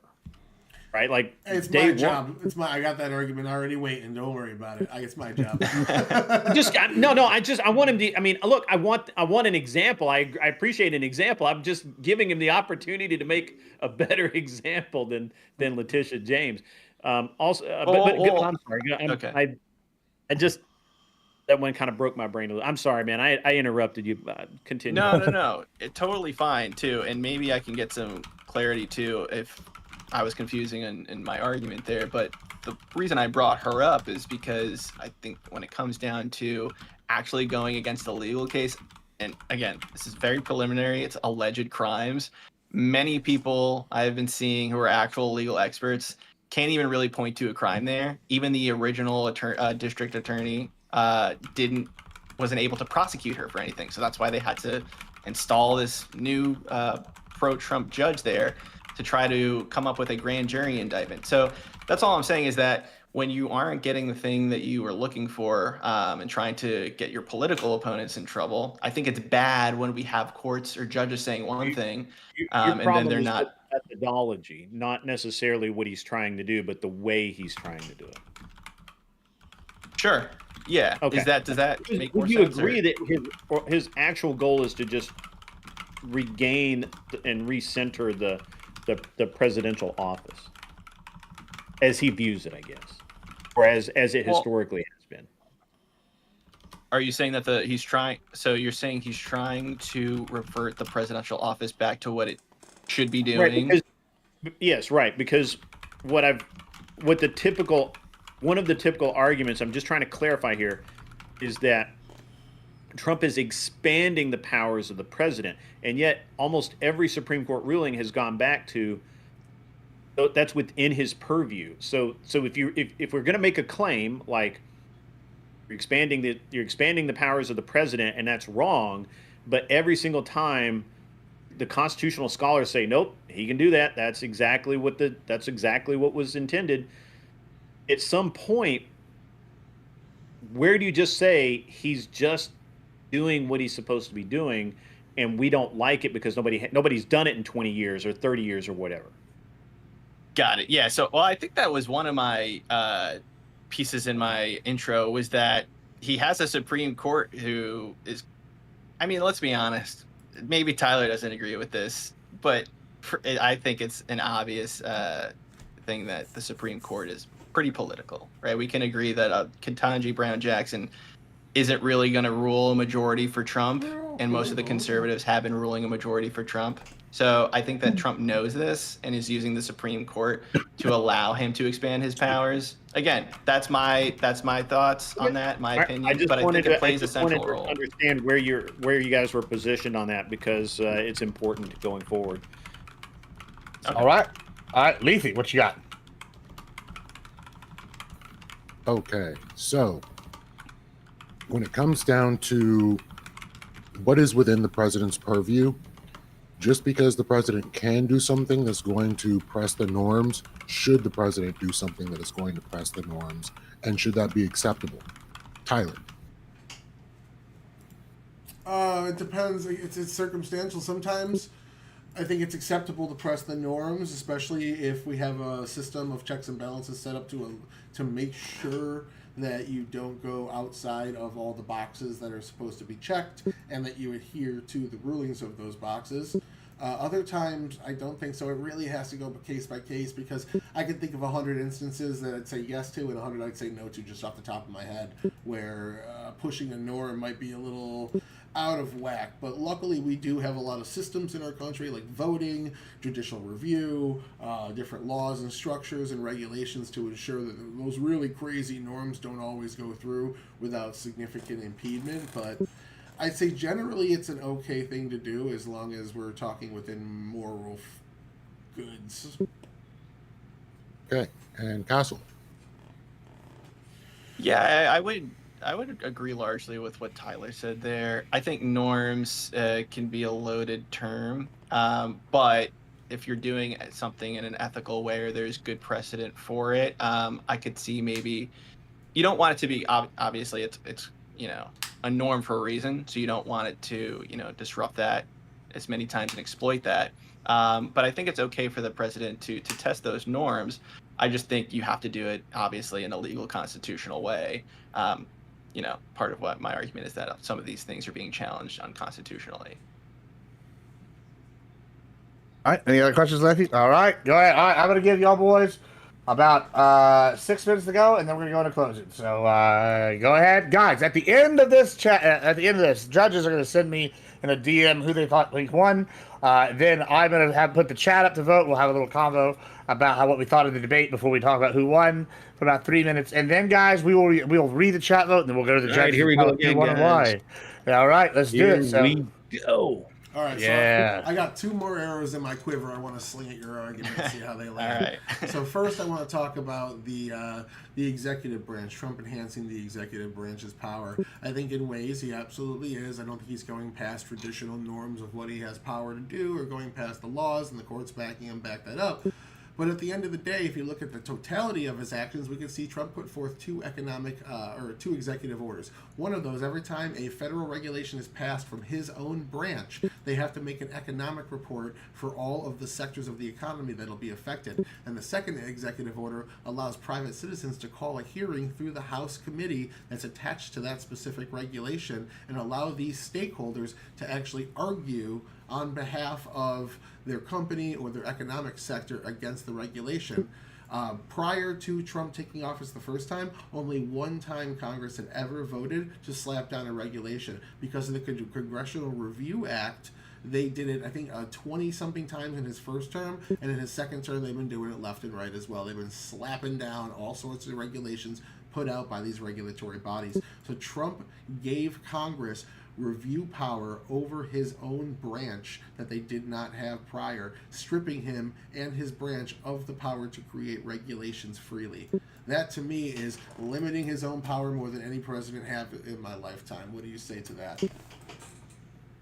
So I would turn that back around and saying that the recent executive order or action that he just proposed of jailing someone for burning an American flag goes right up against that. And also, when you're thinking about limiting government regulation, that's something that conservatives have always been for. So that's not something surprising or really against Trump in this case. You always want to limit government, try to restrict government as much as possible. But I think other executive orders that he has enacted have been threatening constitutional amendments, specifically the First Amendment. And I think that, if you're going to say that you're allowed to kill supposed Antifa members, I mean, American citizens, we just had this argument the other day about Obama drone striking an American citizen in Yemen. And now we're talking about Kristi Noem saying that we're allowed to kill supposed Antifa members if they're a threat to ICE agents. I think that's troubling. And it's anytime the government is looking to attack its own citizens, it's really, really, really bad. So I think those things have been an affront to our democracy. And if you want to talk about executive orders. So just to critique what you said there, Trump has, as you said, the right to try to challenge these things. I don't think his flag amendment, his flag executive order, lines up antithetical with the First Amendment as much as you think. If you read it again, you'd see it's only when it's used to incite violence and not just directly burning the flag as an act of free speech. That being said, Joe Biden's orders were a vaccine mandate for the entire country. When that didn't work, it was a vaccine mandate for all federal employees that didn't have a religious exemption. He was sued multiple times, and all those lawsuits almost turned out as W's for the people suing for the religious exemption that were removed from their jobs and had to be reinstated and such. So I would argue that not only is making executive orders that might dance around with the First Amendment a norm, but it's not going to hurt democracy at all, because the previous president did it all the time and nobody seems to care. So you're right about the flag burning being incitement, but in the case in Portland where it happened, there wasn't incitement in this case. So I don't know why that would be the case for somebody to be indicted for that. But to your point about Joe Biden too, with federal mandate, I mean, if you want to equate the two, I think protecting people from getting sick is a little bit different than, not protecting somebody's right to free speech. So that's all I would kind of, retort that with is it's a little bit different when you're trying to save a person from getting sick. I understand people's right and what to do with their bodies, but I think the context behind it makes a big difference. All right, and the second thing I wanted to bring up was Trump's weaponization of government. You're saying that he's telling prosecutors to go after Letitia James, who we know, based on the evidence that's public, actually did the thing that she's being accused of, and he fired one of his employees that wouldn't do the job he was asking him to. I would also go into, if you're looking at weaponization of government, we just had break this week that Joe Biden, when he was the vice president, called the CIA. The CIA had a tape of Ukrainian officials talking about Joe Biden being a hypocrite because his son was working for Burisma and gathering millions of dollars for his family and cashing checks. Joe Biden called the CIA and said, I want this report to disappear. And it disappeared until about a week ago. They found it saved as a draft in somebody's emails and completely gone off any CIA records. So we have Joe Biden reaching out and quashing investigations One more minute. of his son. On top of that, we have the whole Trump-Russia story, Alphagate completely made up. Michael Sussman manipulated the FBI. We have actors like Peter Strzok inside the FBI, Andy McCabe, to completely fabricate a Trump-Russia collusion narrative that we now was 100% made up. We have them lying to the FISA courts. We have them using FBI tools. And then when Trump fired Comey, we had a 3-year independent investigation after that. So in terms of weaponizing the justice system, would you not say that all these weaponizations that we now have proven didn't actually undermine democracy at all? Yeah, so just to push back in a few of those, for the Letitia James case, I mean, it's... I'm going to give you 30 seconds, and then we're going to close this. Go ahead, try it. Okay, I'll try to fit in. But, it just began. The grand jury indictment just got handed in. There's really nothing that I can say that she didn't do. But based on the evidence, I would just disagree. Based on timing, I don't think that there's a crime there. And for Joe Biden, if you want to talk about unethical behavior and making money in office, we know that Trump is running crypto schemes and promoting crypto, NFTs, and all these things to make money in office. And if you want to call it unethical behavior, I would say for Joe Biden to do that is unethical, just the same as it is for Trump is unethical. But we do know, at least in both cases, they're not unconstitutional. So that's all I'll say about those. Fantastic. All right, so we're going to be going to close. Judges, send me in a DM who won, and then we're going to come to you all at the end. Chat, I'm going to be posting a poll during closings. So we're going to sit here and y'all vote who won. As soon as closings are done, we'll have 3 minutes to close it out. Tyler, you're the next, so start us off. All right, so we went through a lot of things. I let him, in his introduction, pick the 3 pillars that he wanted to argue on over erosion. It was the foundations of democracy. He went specifically into voting. All we got there was arguments about gerrymandering. I even expected him to go after Trump's push for voter IDs. He did not. All he brought up was a state-level policy that states are entitled to that's been going on since the inception of the United States.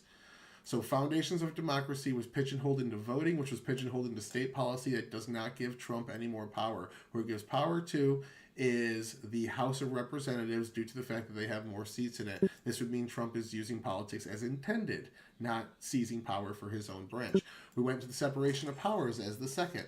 showing that almost every Supreme Court ruling has come out, Trump has abided. Every single one that's come out, Trump has abided by, but who's actually ignoring them are the district judges. There's 5 courts in 3 states, 2 states in D.C., where almost 80% of these injunctions have come out of.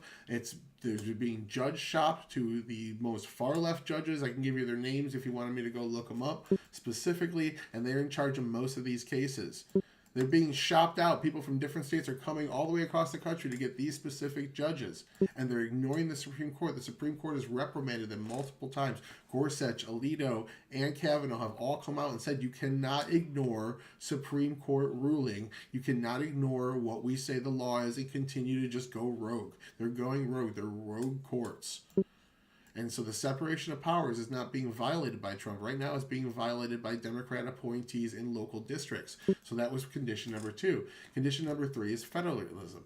And what we talked about there is Trump seems to be calling states and saying, hey, you should do this thing that you have power to, not trying to overrule them, not trying to force policy down their throat from what Joe Biden did with 2 different voting acts on the federal level. He's calling them and suggesting something. That to me is respecting federalism, especially around voting. We have Joe Biden putting out 2 acts that would change voting from the federal level, specifically on states. That would open up voter fraud, could undermine the whole voting process potentially down the road.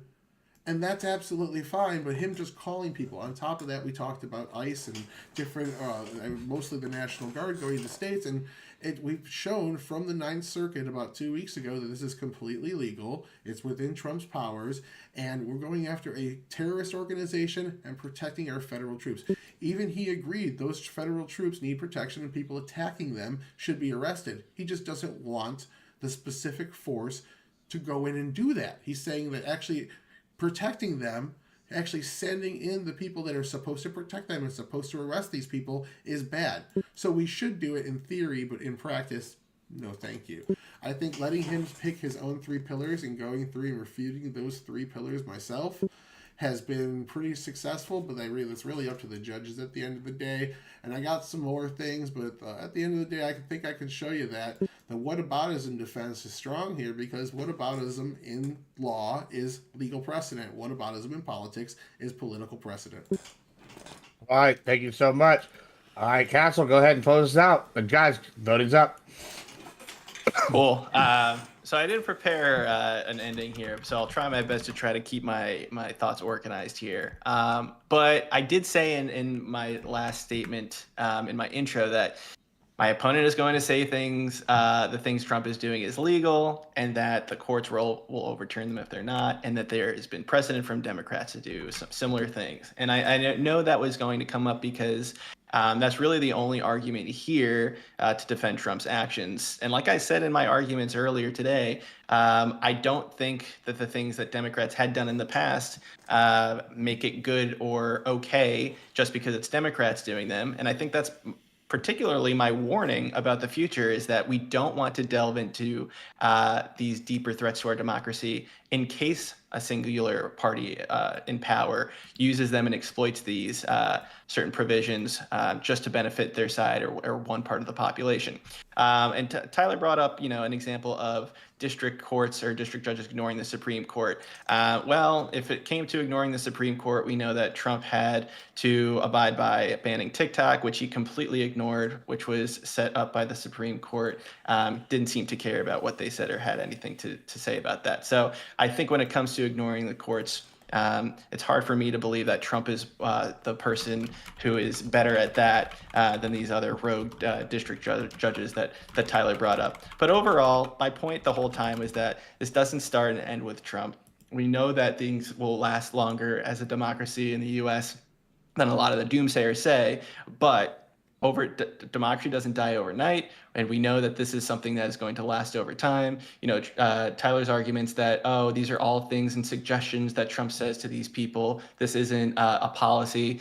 we all know that's a farce. Every time Trump talks to somebody, whether it's finding 6,000 votes in Georgia or trying to prosecute somebody, if you don't do what he says, he will go after you and attack you. Even if you're in his own party, we've seen him do it against Thomas Massie. We've seen it do it against Rand Paul. We've seen it him do it to private employers, private citizens in their own right. And so I think this is a dangerous precedent that's being set. And we didn't get to a lot of the other pieces I also had, which would talk about the rights to free press and the rights to free speech, where, again, like I mentioned, the Department of Defense forcing the press to have credentials where they aren't going to publish news stories unless they approve of them first. These are just things that I don't think are normal, and under an authoritarian type of presidency is something that we're starting to look like. And so I think overall, when you see the three pillars that are being eroded, federalism, separation of powers, and the Constitution and the rule of law, I think I brought a lot of examples to the plate where Trump has encroached on these and is really pushing the envelope for a lot of these different pieces of the puzzle that are harmful to American democracy. All right, perfect. Thank you so much. Almost perfect timing on the dot. All right, go ahead. Just voting's gonna be going on for about 3 minutes, chat. So get your votes in. It looks like we're at 60% Castle to 40% Tyler right now, but y'all still got 3 minutes. Judges sent it. I'm gonna go take a quick leak. I know Leafy has to reset his screen real quick, and we'll be right back to just discuss that. So, guys, enjoy this ad. That was smart of you to bring up Trump attacking his fucking own party at the end there, not give me the chance, because Biden called Manchin and Sinema segregationists because they wouldn't back his voting rights bill, and the whole party went after them because they said that Build Back Better would cause inflation and shit like that. They were put over the coals the same exact way. I think you could argue about it. It was pretty different. No, Biden just didn't have pull the same way that Trump has. There's no way anybody Biden went after people in the Democratic Party would really rally behind. So you could say he attacked people in his own party, but I would argue that Joe Manchin probably had more power in West Virginia than Biden ever did. But yeah, I was more surprised that you didn't go after the TikTok thing, because Trump totally ignored the SCOTUS ruling on that. No, he has a presidential discretion in that. For TikTok? Yeah, there's a. I don't know. I was reading the opposite, that he didn't have the power to just completely ignore that. I think he had one time he was able to suspend the ruling or wait 90 days or something. But I think after that he had to make a decision on that, and he kept pushing it out, which I don't think was legal. But I think it's on its third push right now, to be honest with you, and I see that the 90-day push thing exists. I don't see anything past 90 days, so you might be right that now he is in violation. But when he but now he's also it's being sold now, so I think he's not going to be an issue anymore. Mm-hmm. Chat, y'all have about 1 minute left to get voting. Levy will be right back. He has to just quickly reset his PC. Looks like he's already back in the thing, I think. So we should be good to go in a brief moment. All right, guys. All right, fantastic. We got about 40 seconds left here in the voting, guys. Oh man, we got 7 for Tyler, 7 for Castle, 5 for Tyler. About 30 seconds left. It's close as always. 58%, guys. Get them in. I'm excited to go to the closings here. The judges' decisions. It's been a very good one, back and forth, I think. Pretty pleased. Very good showing out of you, Hassel, for the first time here. Where is it? Remember, this is the only ranked debate league on Twitch, as far as I'm aware. And really, it doesn't matter because it's the best of the ranked debate leagues. If there is another one, I'm going to go ahead and declare that right now. And you want to know why? It's because I'm a part of it, and I am a golden god. And so, guys, I hope y'all enjoyed yourselves so far. It looks like we are about 15 seconds out or so on the timing. I can't really tell because I have my screen super small. So I might have misjudged that by a few seconds, but we're almost there. We got 7 to 6. It's coming down to the wire. Ought to be good. Contestants, I highly advise y'all vote for yourselves, as always. It's good stuff. Good stuff.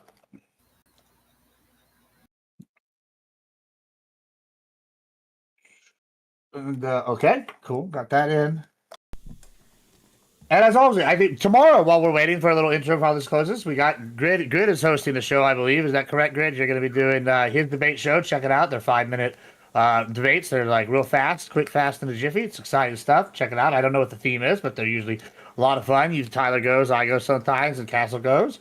It's good stuff. Lethy has been streaming again lately. Check him out as well. It's been very good. Lethy's been there once or twice, too. Yes, he has. I do recall that, and so it's good. It looks like the chat vote is in with 54% of the vote. Castle gets the chat vote. Let's go to the judges. We're going to start with Grid. Tell me who won and why. You're muted. You're muted.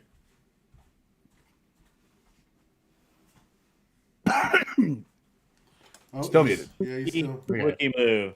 All right. So,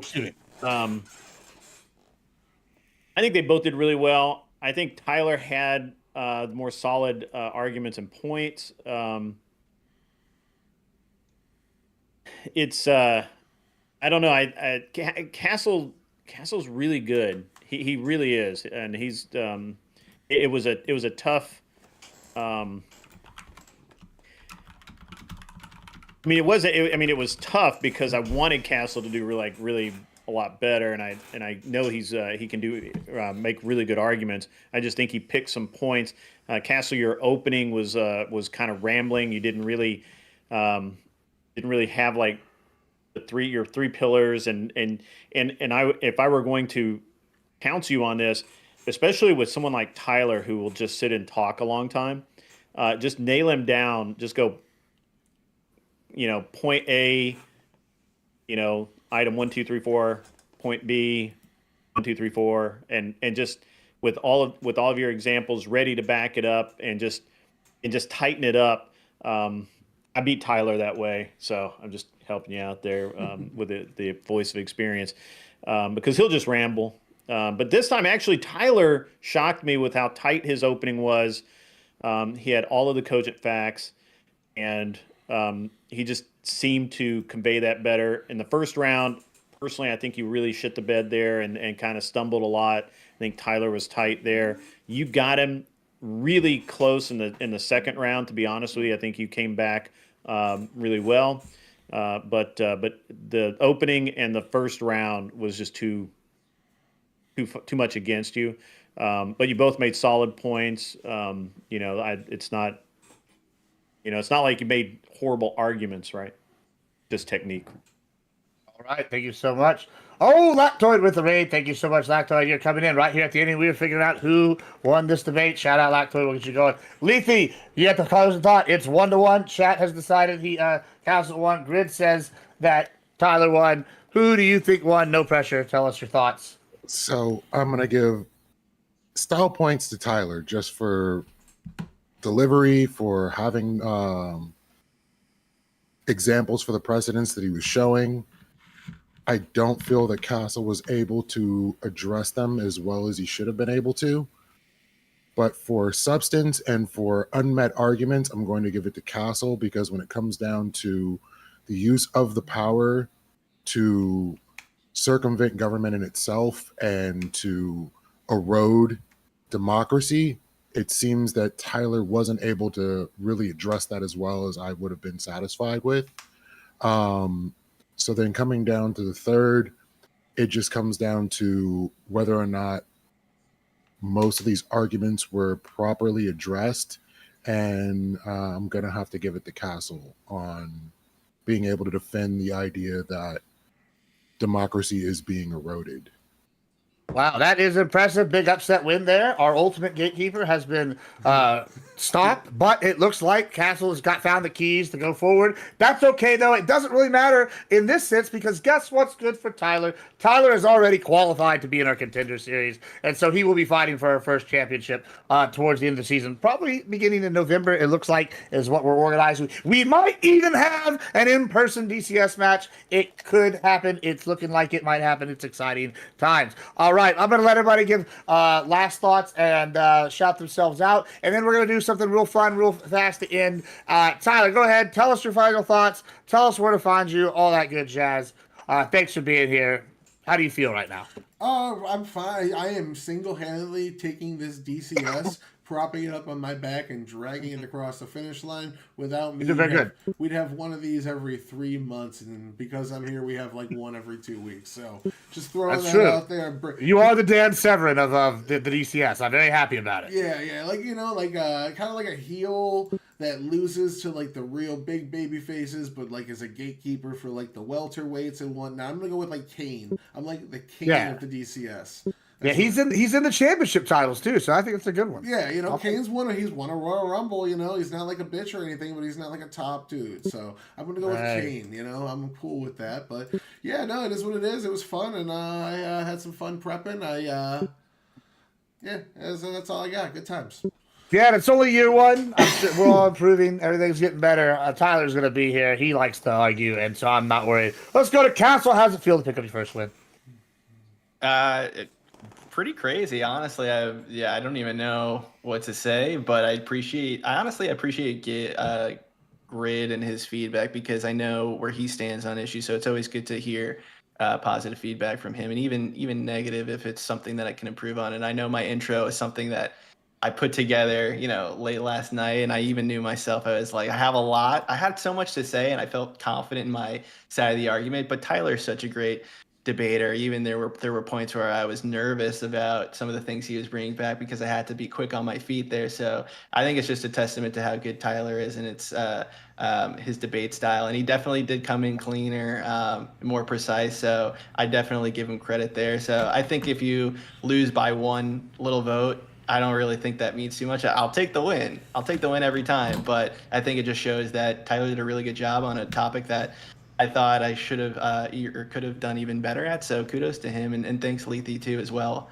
for the judging there. Thought it was a great panel. Yeah, it actually really came down to literally one chat vote. So like that's a very close one. And guess what? It went to the further left guys. So guys, my chat's doing good. We're keeping a good 50-50 chat. I like it, especially for debates. It's more fun. I do want to say one thing. I don't usually critique here at the end, but I am going to critique, because I actually differ from Grid and I think Lethy's opinion. I actually thought your weakest part was the middle. I actually liked the way you set your opening up. I think you did a good job setting up your 3 points, and you hit all of them, and then you ended literally right on time. I think you had sub point A, B, B, C, D, etc. for each one. I like that style personally. I think it was good.